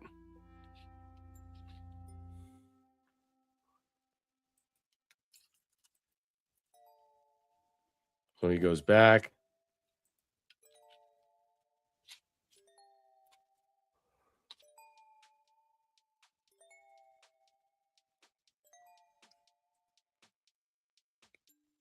All right, he comes back out. All right, let me get out of this. So interesting videos. So he arrived at the venue armed, 12 gauge pump, shotgun, 38 caliber, pistol, ammunition bags, a shoulder holster, sheath knife, pliers, wire cutters. These were all tools designed for a breaching and a sustained attack. Minutes before the assault, Allen took selfies in his hotel room while fully kitted out and sent messages referring himself as the friendly federal assassin. Interesting on that. Here we go. The release video provides definitive evidence of the event. Slow motion segments confirm Allen sprinted through the magtrometer, leveled his weapon, and fired for a striking Secret Service officer. The officer's ballistic vest saved his life. Agents returned fire in self-defense, subduing Allen without fatal shots. This was a calculated separation. Allen tracked Trump's schedule through public tools up to the final minutes and crossed the country by train to execute the hit on president and the key cabinet members. The political context and legal charges. The assault reveals the ongoing war against American sovereignty, global networks, and radical elements, all right, that are embedded in federal structures and have fueled this environment of targeted violence against Trump since his office. The timing of the White House Correspondents' Dinner, a symbol of the old media bureaucracy alliance, sends a clear message. These elements refuse to accept the America First mandate that dismantled their power structures. Allen's background as a highly educated tutor and amateur video game developer mask his role in a pattern of escalated attacks. Prosecutors have charged him the attempted assassination of President Trump, interstate firearm transport with felonious intent. How did he get these firearms on the actual train without being discovered? Discharging a weapon during a crime of violence. Evidence and security reinforcement. Here we go. The operation exposed critical vulnerabilities in the event of security that Trump has demanded immediate fixes for their layered protections around high-profile America First gatherings. The deep state counted on the chaos to fracture Trump's momentum on border security, economic revival, and bureaucracy elimination. Every American citizen sees the stakes. The hit job targeted the leader, restoring national strength against endless foreign entanglements and domestic sabotage. Interesting. The footage stands as permanent proof of the coordinated threats facing the sovereignty of the movement. I'm going to leave it at that. Very good article, the way it breaks it down. There are other stuff. I have other videos and stuff that I'm going to put this out there. Let me show you right now as we go through. Tom Fitton put this out. This was a good one that he had. He said this. He said, wow. He goes, K9 appeared to be suspicious of the White House Correspondents' Dinner shooting suspect Cole Allen, but was pulled away just seconds before Allen was charged through security. Here it is. So he goes there. What's in there? And why was he allowed to be in there? So the dog noticed something, apparently, was looking at this, and he pulls him away.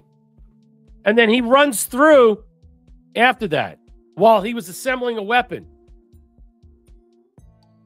You cannot tell me in any way that was staged. Now, the way they reacted, slow and untimely, not fast at all, but this shows you a lot of different ways that you can dispel the narrative. Let me continue on. But this was a good video, a good way of exposing this and saying this in some way. Let me see some of the comments. People said another fail by SS. If they had not tripped, apparently, Secret Service cannot hit the broadside of a barn. Yeah, enlarge. Oh, yeah, next time I will.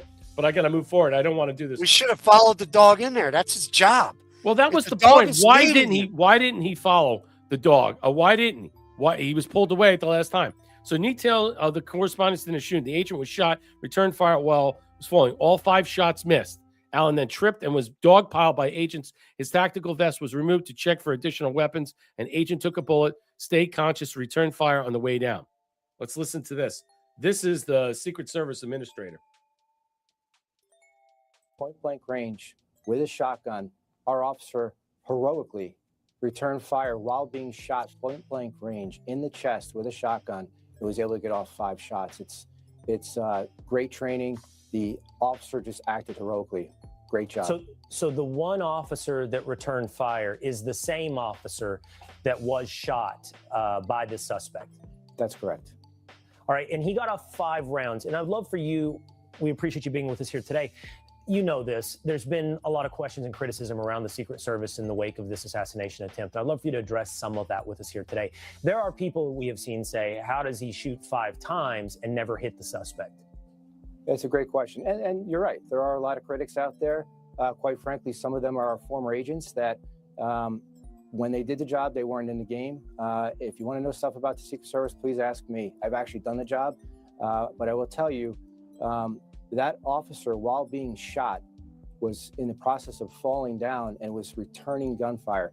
To be shot at is not a pleasant thing, and to be able to actually return fire in that rate of speed is just remarkable. And but the suspect was never hit, correct? He was never hit by a bullet. That is correct. The suspect was not hit. But you had all those people there shooting, and then you heard Acting Attorney General Todd Blanche. Well, the investigation is still ongoing. We still haven't able to find all the bullets that were all over the place, and we might not be able to. Now, that's an odd thing to say. Would you say thank you for the 717 gold pills? Yeah, need more gold pill love. Support the boy stream. Thank you, Thea, for the shades. Yes, like, share, and subscribe. Drop us a gold pill. Comments, questions, or concerns. You can help us out in any way out here to donate or tip to the platform. You can help out Marshall. Ko-fi.com/SwiftDog74. All right, let's continue on. We're going to move forward with this because a lot of the oddities about all that I want to move on from. But this, I want to bring this out. This was a positive thing today. President Trump signs the order creating a Trump IRA. I don't think you understand how big this is, but I'll just say this right now. When you understand what President Trump is setting up, all right, financial incentives for American people that are going to have the same opportunity that federal employees do. This is big. All right, they're going to be matching these things up. So what he puts here is the order on Thursday directing the Treasury Department to build and launch a federal website, Trump IRA, by January 1st. All right, the site is designed to help tens of millions of American workers who have no employer-sponsored retirement plan. That's amazing. The order also spotlights a financial incentive most eligible workers have never heard of, the Federal Savers Match. It's a government contribution up to $1,000 for workers who put money in a qualifying IRA. Trump signed the order in the Oval Office and framed it as a promise kept, and every American would soon be able to visit the site, access the same type of environment accounts federal employees and enjoy through the thrift savings plan. That is just fantastic. An important distinction, the executive order does not create new government-run retirement plan. It builds a centralized, consumer-friendly platform where workers can browse private sector IRAs that meet Treasury Department standards for cost and quality, and where they can learn how to claim the Savers Match where they're eligible. That's pretty good. Tens of millions of Americans lack access to employer-sponsored retirement plan. With independent contractors, self-employed workers, part-time employers, and small businesses hit the hardest. The order directs the Treasury Department to establish a TrumpIRA.gov no later than January 1st.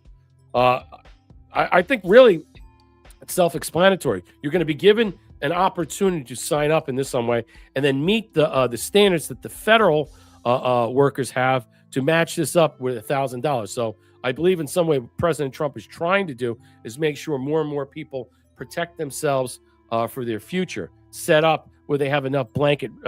No president has done this. No. I've never seen a president that basically is putting stuff out there for us to what? He's giving you the opportunity to sign up, to match this in some way, to what? In some way, to have a future, to have a financial gain, an upper hand. And he wants to do it to match because federal employees get all these wonderful things, all these gold standards that we don't get. And what he's saying is that, no, we want to open it up to everybody. Everybody has an opportunity, all right, to want to sign up for this, and then we will match it pay by pay. Marshall, your thoughts? I wanted to do it, but I found out it's for parents that have their kids and their kids for the kids, which makes sense. But I would have, I would have loved that because you put $1,000 in a year, you end up with $2,000. Yeah, you can't take it out. I guess I don't know the details, but for a kid that's just born, and every year, let's say $1,000 every year, and you do that for what, 50 years or 60 years, man, they'll end up with, a nice chunk for retirement. So I thought I think that's awesome.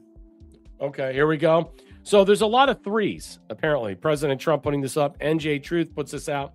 I took the exam 3 times during my term as president and aced it. He said 3 times a lot. Achievement that even a single exam, according to the doctors, have rarely been done.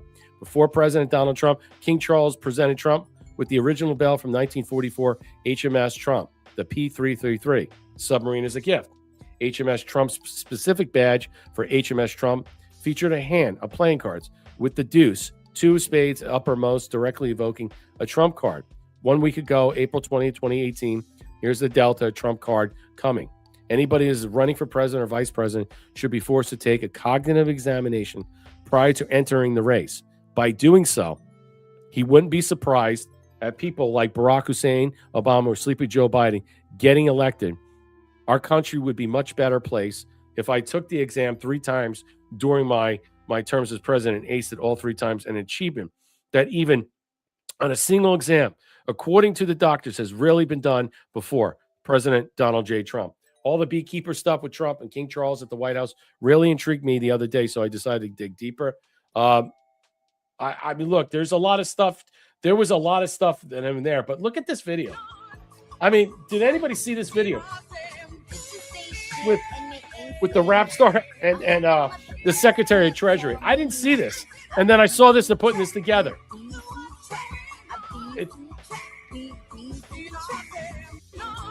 I mean, it's just odd in some way, and then they put this up. But there was so many different types of communications there that were being explained to us. And I think that for some people it went over their heads, and other people, they were able to digest it. They were able to get it. Nothing seems as real as it is. And yes, everything is central casting. We don't know how much of it is real, or is it staged, or it's made to be believable. These are just frontal actors performing right before you, while the real work behind the scenes is done by very serious, gifted people. I think there's a lot of stuff to that in a lot of different ways. The bees was to me was the very biggest thing this week. Yeah. Oh yeah, absolutely. I mean, because if you look at even the White House official account, they put the picture of that movie, the movie, the poster. Beekeeper, yeah. Yeah, they put that picture on their account and posted it on X, on True Social and X. And I'm like, damn.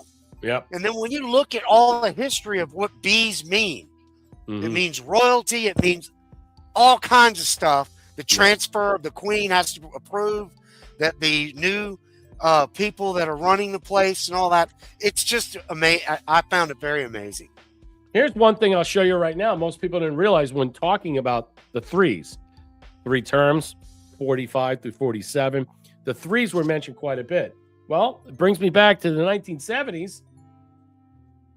There's something nostalgic, memorable, and magic about the number 3. And of course, a rabbit comes out of the hat. How interesting about that. 3 is a magic number. Yes, it is. Probably get fucking banned on YouTube for playing this.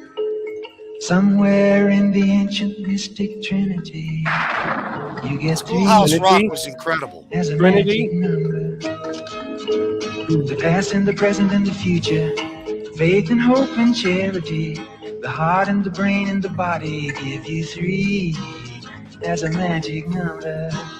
It takes 3 legs to make a tripod or to make a table stand. It takes 3 wheels to make a vehicle called a tricycle. Every triangle has 3 corners. Every triangle has 3 sides. No more, no less. You don't have to guess. When it's 3, you can see it's a magic number. A man and a woman had a little baby. Yes, they did. They had 3 in the family. That's a magic number. That's it. It's the magic number. That's what it's saying there. The relevance of the number 3 plays a good importance of what we're saying, and I just wanted you to show that illustration because that was Schoolhouse Rock. But they were intimating the idea that what 3 really represents. You know, it's mind, body, soul. It's the Trinity. It's about reproduction. It's about family. There's so many different things about that. But I think in some way that what MJ Truth was illustrating in some ways that you have to see it for a different reason. There's something there that what President Trump being gifted this thing from the HMS Trump by King Charles, the representation of what that is, and what was it, the P333, it said, in some way. So the symbology of all other things also correlates to the bees and many other things of what there is, some causal connection in some way. I'm not really sure per se what it is, But I just think in some way people are reacting to the idea is that 3 does represent something far greater than we can possibly understand. And for some people, it goes over their heads and it's not a big deal. Moving on. This is J.D. Vance's, I guess, national fraud enforcement. Listen to this that he's in charge of. The fraud division launches West Coast strike force to target healthcare fraud schemes across Arizona, Nevada, Northern California, driven by data showing a significant accelerating increase in healthcare fraud across all 3 districts. The strike force builds on a foundation of recent landmark prosecutions. Let's listen to this. All who share our concern for taxpayer dollars This is massive. to join us in this mission. And I am pleased to announce today a major new fraud division initiative to combat healthcare fraud. The creation of the West Coast Healthcare Fraud Strike Force in Arizona, Nevada, and right here in the Northern District of California. The data shows that the need for this new strike force is urgent and undeniable. Healthcare fraud in these districts imposes an enormous and growing burden on American taxpayers as fraudsters exploit programs meant for the poor, needy, elderly, and disabled. Some of the most significant Medicaid, wound care, and digital health technology fraud cases have been prosecuted in these districts.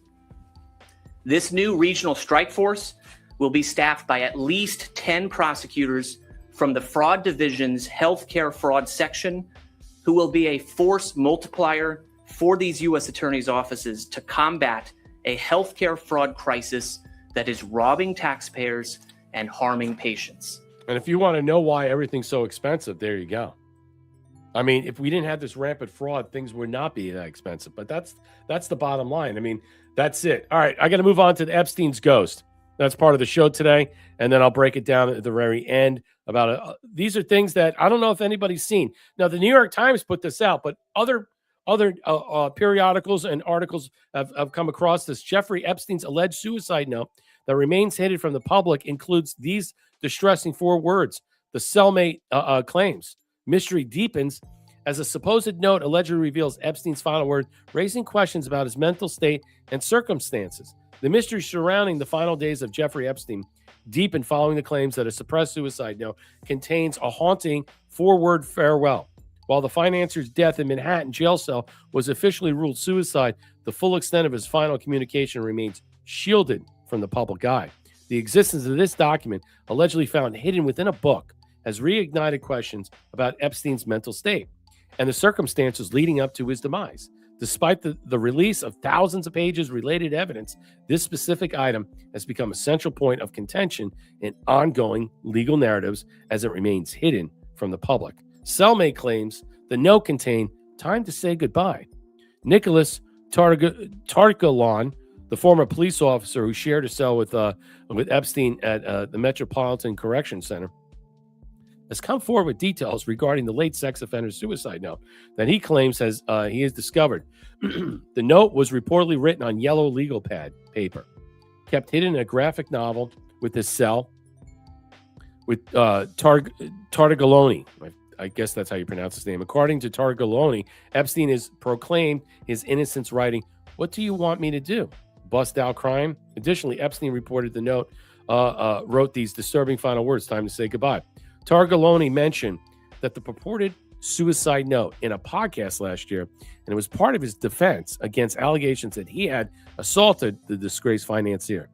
In July of 2019, Epstein was found with red marks on his neck, initially claimed Targaloni had attacked him.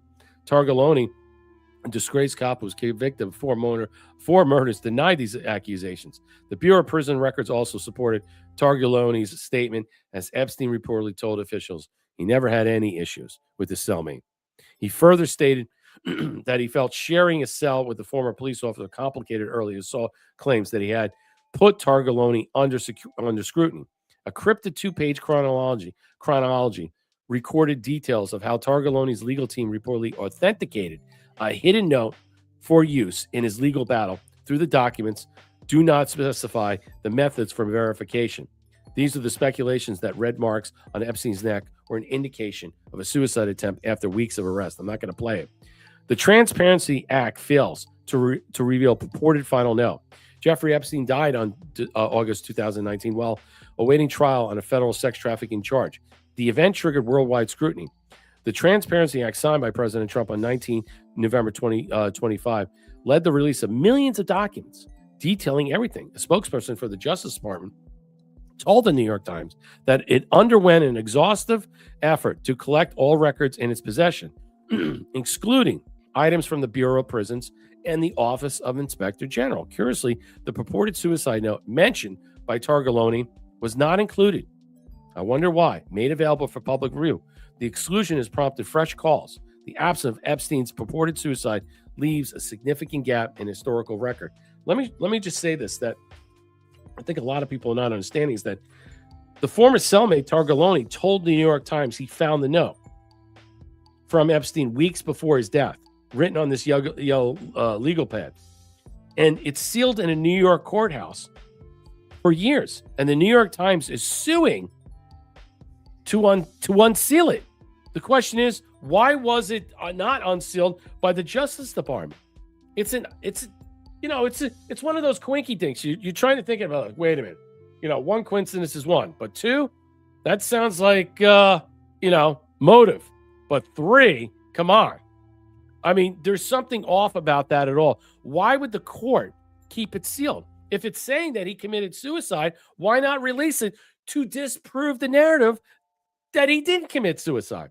Do you understand what I'm saying, Marshall? And why is the New York Times having to sue for this? And why did the court keep this out? Now, did the Justice Department know about this in some way? Why wasn't there any questioning or follow-up? Now, Pam Bondi apparently comes to Congress to testify on May 29th. Everything on Epstein and everything on the table. And she's no longer AG. She's in another position.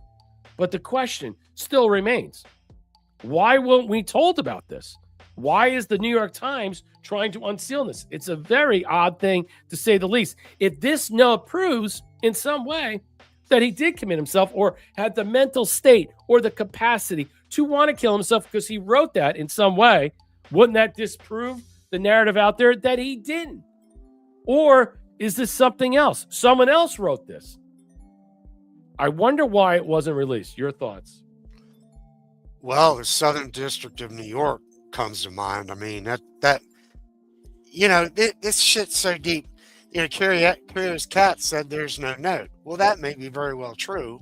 Mm-hmm. I think I believe. Well, why is the New York Times suing? Yeah, the New York courthouse. The New York courthouse is saying they had the note, but they're suing to unseal it. So if there isn't a note, they would have to produce the note. Yeah, it doesn't make none of it. So you're saying that the cop is lying. To cover it up. Well, the question is the Curious Cat, if you're correct, are you suggesting that the guy is lying? That he saw this and that they took this as evidence and they hid it? And why would so they we sue? don't? It's all bullshit. Why would they sue for it? Exactly. Why would you sue for it if you didn't believe the note was there? It takes money to do that. Exactly. Why waste the money? And the New York Times is not like bankrolling in money. No, I mean it's a fledgling periodical. So you have to consider, why sue for such an elaborate thing that you may think it's real and that it's there. But what if it turns up it's not there? Well, then the guy was lying. Should something happen? He perjured himself? I don't know. I don't know what to make of it, but it's just a very odd thing. Here's this. An Epstein heir found dead as authorities close in. Listen to this. This comes from Slay News. Jeffrey Epstein's scandal continues to cast a dark shadow across global elites after one of his heirs, the son of two high-profile diplomats, has been found dead as authorities begin closing in on the family. Edward Drool Rod Larson, 25, was discovered dead in Oslo on April 29th, just days after the authorities escalated a corruption investigation tied to the late child predator. Norwegian and French officials formally expanded a joint probe into his parents' alleged links. Epstein ties, $10 million, will raise new questions. The parents, former ambassador Mona Jewel, and the diplomat Tajri Rod Larson are now under criminal investigation by Norway's Economic Crime Unit, Orkaram, for suspected aggravated corruption connected to their relationship with Epstein. Taraj Rod Lawson featured in an infamous photo with Bill Gates and Epstein, which exposed Microsoft's co-founder's relationship with the pedophile. There he is. All right. Newly released documents from the Justice Department show that Epstein signed just 2 days before his 2019 death. In the will, Epstein allocated $10 million to Edward Jewel Rod Larson and his twin sister. That's odd. Why would he do that? The same amount was also left to Ghislaine Maxwell, Epstein's longtime associate, who's now serving a 20-year prison sentence. The family has stated through legal counsel that the funds were never received. Okay, so they never received it. Why weren't they received? Documents also reveal Epstein maintained detailed knowledge of Edward's life as a teenager, including his education, languages, and family background. Is he the father of that son? I don't know, but why would you follow that? What's your connection? I mean, you like young girls, but I don't know about this boy. In one of 2017 email to himself and assistant, Epstein compiled personal notes about Edward. In later exchanges, Edward thanked Epstein for arranging work, experience, and discussed job prospects and university applications. The internal corruption probe expands. Edward's parents have testified rapidly in recent months, launched into a probe in February after Epstein files revealed extensive financial personal ties. It's very odd indeed that these people, Norway's former ambassador to Jordan, who resigned on Sunday after it was revealed she had significant financial leaks to convicted sex offender and trafficker Jeffrey Epstein, and her husband, Tajria Rod Lars, was charged Monday with gross corruption as well. So were they part of the trafficking scheme? Was he funding them in some way? Monterrule has been charged with aggravated corruption while Tari Rod Larson faces charges of complicity. Authorities conducted searches on the properties. Norwegian and French officials formally established a joint investigation into the team coordinate the case. Rule resigned her diplomatic post early on this year for omitting her previous statements about a limited contact with Epstein. I wonder how much he was I mean, the question will be, what was it that the parents were involved in? Were they trafficking? Were they being paid to traffic to him in some way? What were they doing in some way? And why this fixation on Edward Jewel Rod Larson? I mean, what was this, love affair, so to speak, in some way? Why did he have such an affinity for this young man in so many ways? I don't know. It's just a very odd thing. I don't know what the... And then he turns up dead on April 29th in Oslo. Now, that's an odd thing, wouldn't you think? What's your thoughts about this? I mean, this guy turns up dead. Obviously, Epstein, his connections with their family. There's a lot of money exchange. There's corruption. We don't know the bigger picture, but why have so much affinity for this young buck that was discovered dead in Oslo on April 29th? Is he the son? Was he a part of the experiments? I mean, I don't know. I don't know what to make of it in any way. Does he look like him at all? Do you see a resemblance? I don't know. I don't know if I can. I'm just saying right now, there's something off about this in some way. Why would he go out of the way to help this young man? That wasn't his son in some way, but he had very close ties to the family. Did he hook up with the wife? I don't know. I just don't know. Your thoughts? Well, one thing we do know, somebody does not want that money to go out. Somebody's blocking that money somewhere. So kill him? So is that the point? Just kill him and that's it? I don't know. But it seems apparent that they don't want the money released. Maybe he's still alive. If he's still alive. So if you kill him, the money doesn't go out. I mean, if he's part of a will or whatever, then obviously he's not going to get it if he's dead. Right. I got you. But there's something going on there with the money. It's about this money. That's the prize, I guess. And for some reason, they didn't want this to happen. No, they didn't want the money, $10 million to go to the kid. So what's going to happen with her? Ghislaine Maxwell. With the money. Right, right. Well, who has the money? The brother of the state. The estate has it. Okay. Let me show you this. We got to move on before we dip out of here. All right. Michael Sala, ufologists all over the place putting out some interesting stuff. We'll cover this last.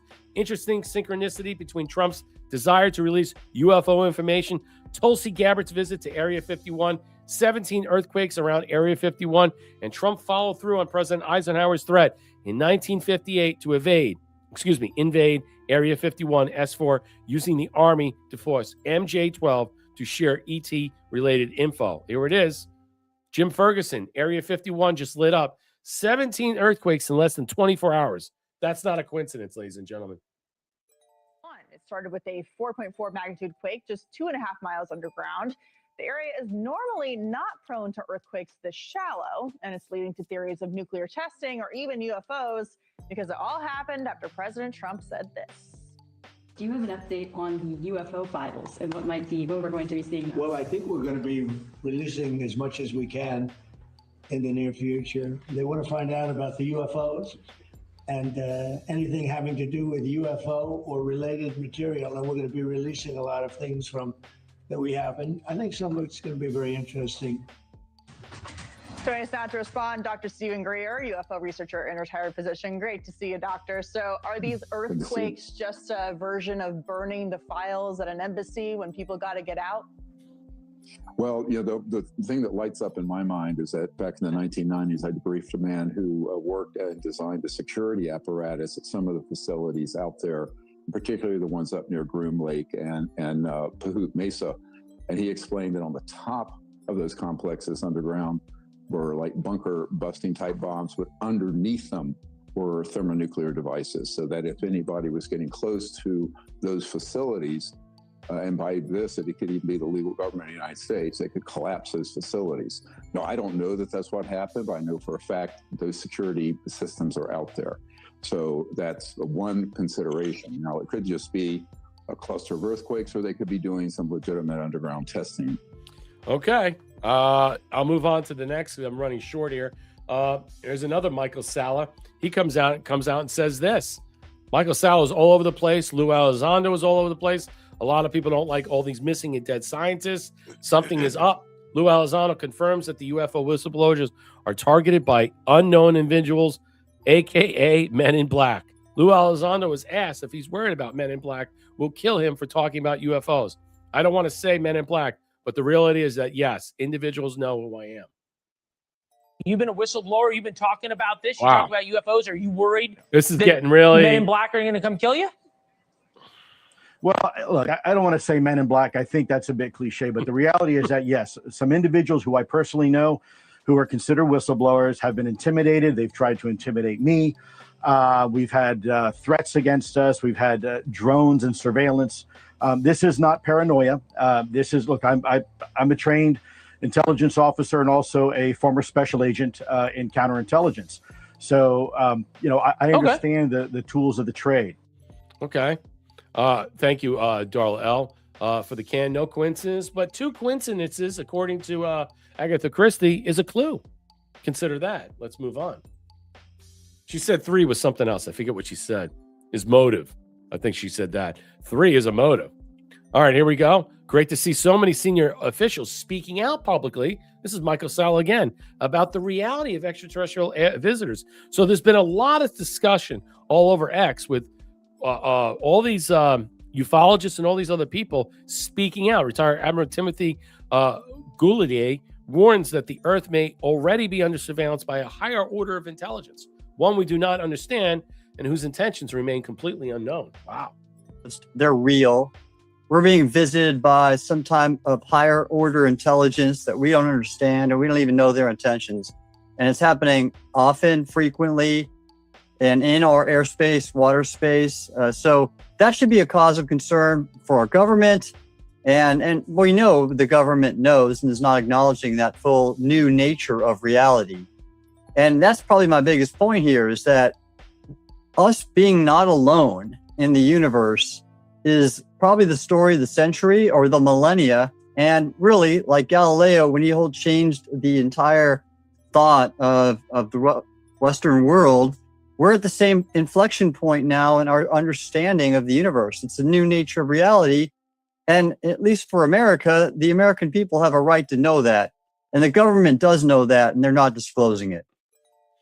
I think this story is going to be so conflated. I think they're going to release nothing new, and you're only going to see information that was declassified, that was basically discussed or talked about, that we all know for well. We'll probably pick up a couple of things, just like I harken back about the declass, about JFK, RFK, Martin Luther King, all that stuff. You didn't really learn anything. We're going to be in a similar fashion. The powers that be, okay, that are the people that own the proprietary technology, the free energy tech, the deep groups, and they're never going to release any of this stuff. You'll never hear anything about free energy. You'll never hear about anything that is going to. Now, we might get into the interdimensionals. That will be an interesting subject matter. They walk among us. They walk through things. They oscillate. They motion through. So, yeah, I mean, that will be an interesting topic to go through. But everything else, I think right now at this point is irrelevant. And I think that it's old stuff, old hat, and we won't know anything new at this point. Okay, I'm running out of time. Your thoughts, Marshall? I think those earthquakes were not. There's no way. Those were explosions. Right. There's no way. I mean, they're trying to get rid of whatever they don't want us to know. Mm-hmm. And I agree with you, man. They're not gonna. It's just gonna be just like the JFK files and all. It's gonna be rehashed bullshit. Yeah, we're not going to know more about. No, it's not. It's not going to be anything new. I mean, I don't think you're really going to learn too much. They're not going to want to put that out. They're not going to be at this moment. There's just no way they're going to tell you the truth about it. The powers that be will just never tell you the truth. They can't tell you about free energy. I mean, honestly, the way things are now, you're going to drop it on free energy right now. The EAU is leaving OPEC. You're just going to drop it and blow up the economy around the world. Oh, we got free energy. We don't need oil and gas. That's great.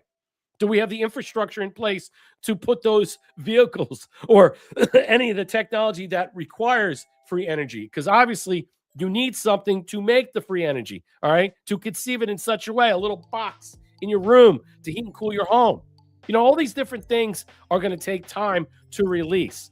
So slow walking this out by just getting to the NPCs and normies to in some way question their reality and existence about things that they might not understand or what is really happening at the moment. Okay, that's a good start because people need an official accountability of this. That's a good start. But from there, for the rest of us, okay, who can critically think and we're not worried about anything else, there you go. I released the pills. Aloha, Mom, give to the cookie, my last gold pill. Thank you so much. Out of town next week. Hope to catch up with some podcasts. Yep. Thank you so much. And I'll play this. This is the last part of the show. I thought this was really good, really telling. As far as I'm concerned, I think this really just had more meaning than I think most people understand. Let me get to it right now. And here we are. This is what President Trump said, and we were right all along. I know I had people on YouTube saying, you guys are a bunch of tinfoil hat goons fucking talking about NATO. We're not leaving NATO. You're a fucking idiot. So all you motherfuckers on YouTube, suck on this. Here's a boiled egg you can choke on. President Trump says he's considering pulling U.S. troops out of Italy and Spain, as well as Germany. And he said today 5,000 troops are coming out of Germany. Why shouldn't? Italy has not been any help. Here we go. And I did it in honor of the king and queen who just left. They're heading back. It was a big deal. They've been trying to get this for a long time. Yes, you talked about possibly pulling out some troops out of Germany. Would you be considering the same thing for Spain and Italy? I mean, they haven't been exactly on board. Yeah, probably. Yeah, I probably will. Why should I? Look, why shouldn't I? Italy has not been of any help to us. And Spain has been horrible, absolutely horrible. It's NATO. It's not even the fact that they've been, it's one thing if they said nicely, or they said, okay, we'll help, but the help's a little slow. But the level, and we helped them with Ukraine. They made a mess out of Ukraine, a total mess. And we helped them with Ukraine. Ukraine has nothing to do, we're an ocean apart. It has to do with them. It's like for them, it's their front door. We help them. And Biden gave him $350 billion, which was insane. It's one of the reasons the war went on. But when we needed them, they were not there. We have to remember that. And so if we ever have a big one, because we didn't need any help with Iran. We had Iran right from the first day it was over. It was over. And now it's even more so. We're so locked and loaded if we want to do it. But we didn't need the help. And to a certain extent, I asked them, I didn't need the help, but I said, yeah, we'd love to have you help because I want to see if they do it. And they, in all cases, they said, we don't want to get involved. And you know, the amazing thing is they use the Strait of Hormuz. We don't. We don't use it. We don't need it. We have a lot of oil. Well, wait a minute. Okay. And they use it, we don't. And you would have thought they would have said, we would love to help you. But they didn't, which I think was a very, and Germany, I mean, he's doing a terrible job. He's got immigration problems. He's got energy problems. He's got problems of all kinds. And he's got a big problem with Ukraine because they're in that mess. And he criticized me for doing the whole thing with Iran. But I said, would you like to have a nuclear weapon in the hands of Iran? He said, no, I don't. I said, well, then I guess I'm right. He didn't have any answer. They don't have an answer. They're weak. They're feckless. They don't want to do anything. They're not there to help the United States. They're only there to help themselves out. They don't care about us. They want to use us, okay, for everything else that we provide, and it's over. We are withdrawing from NATO. They are preparing for our exit. It's going to be glorious. It's going to be great. We're going to save hundreds of billions of dollars, troops, munitions, nuclear missiles, whatever. Everything is leaving. It's just a slow rug pull from them. They know it. We know it. And now people are conditioned that we're downsizing, and it's going to be a slow uptick as we move fast into the future, and very certain and very surely by next year, we'll probably see even more of this happen. You'll start to see South Korea, Japan. So we'll start with Europe, and then we'll move all the way throughout all these other places. Marshall, your final thoughts before we dip out of here. Yeah, I think the key thing he said there was basically, in my words, is that Iran's a done deal. Mm-hmm. That's what he said in there. He essentially said it's a done deal. Iran is over. That's it. You know, and that's what I took out of it. That was, to me, the most important. Right. And he said it in his own words, but if you listen to it again and go back and listen, that's what he said. Yeah. And you and I both talked about it earlier that we're not going to hear any more. We're not going to hear much more about the war. Yeah. I don't think. I think we're just going to. It's all going to be about negotiations behind the scenes. We'll give updates. It's like Ukraine. Do you even care about talking about Ukraine? Well, we still get billions out there. I mean, it's just nuts. Everything about that war, it's like, what the fuck is even that war about? What is it about? No, and President Trump said that these two things will be tied together. So maybe the peace deals will be settled simultaneously. How about that? Thank you, Thea, for the on the leaderboard for the 2,000 on the leaderboard here at Darrell L with 1,000 gold pills and Wood USA. Thank you all for supporting the stream. If you want to help out Marshall on the way out, you could do so. Ko-fi.com/surfdog74. Have a great weekend. We'll return on Monday. I might be back either Saturday or Sunday because there's some interesting stuff that's happening that I'd like to cover, and we'll get back to it and stuff that I didn't cover tonight. And I think that there's other things that are happening this weekend that we should be covering and should be talking about based upon what is up and coming. How about that one? All right. So have a great evening. Be well, be safe, be smart. Thanks again for everybody. And thank you for all supporting the platform and being here. Ciao, Bella. Good night, Marshall. Good night.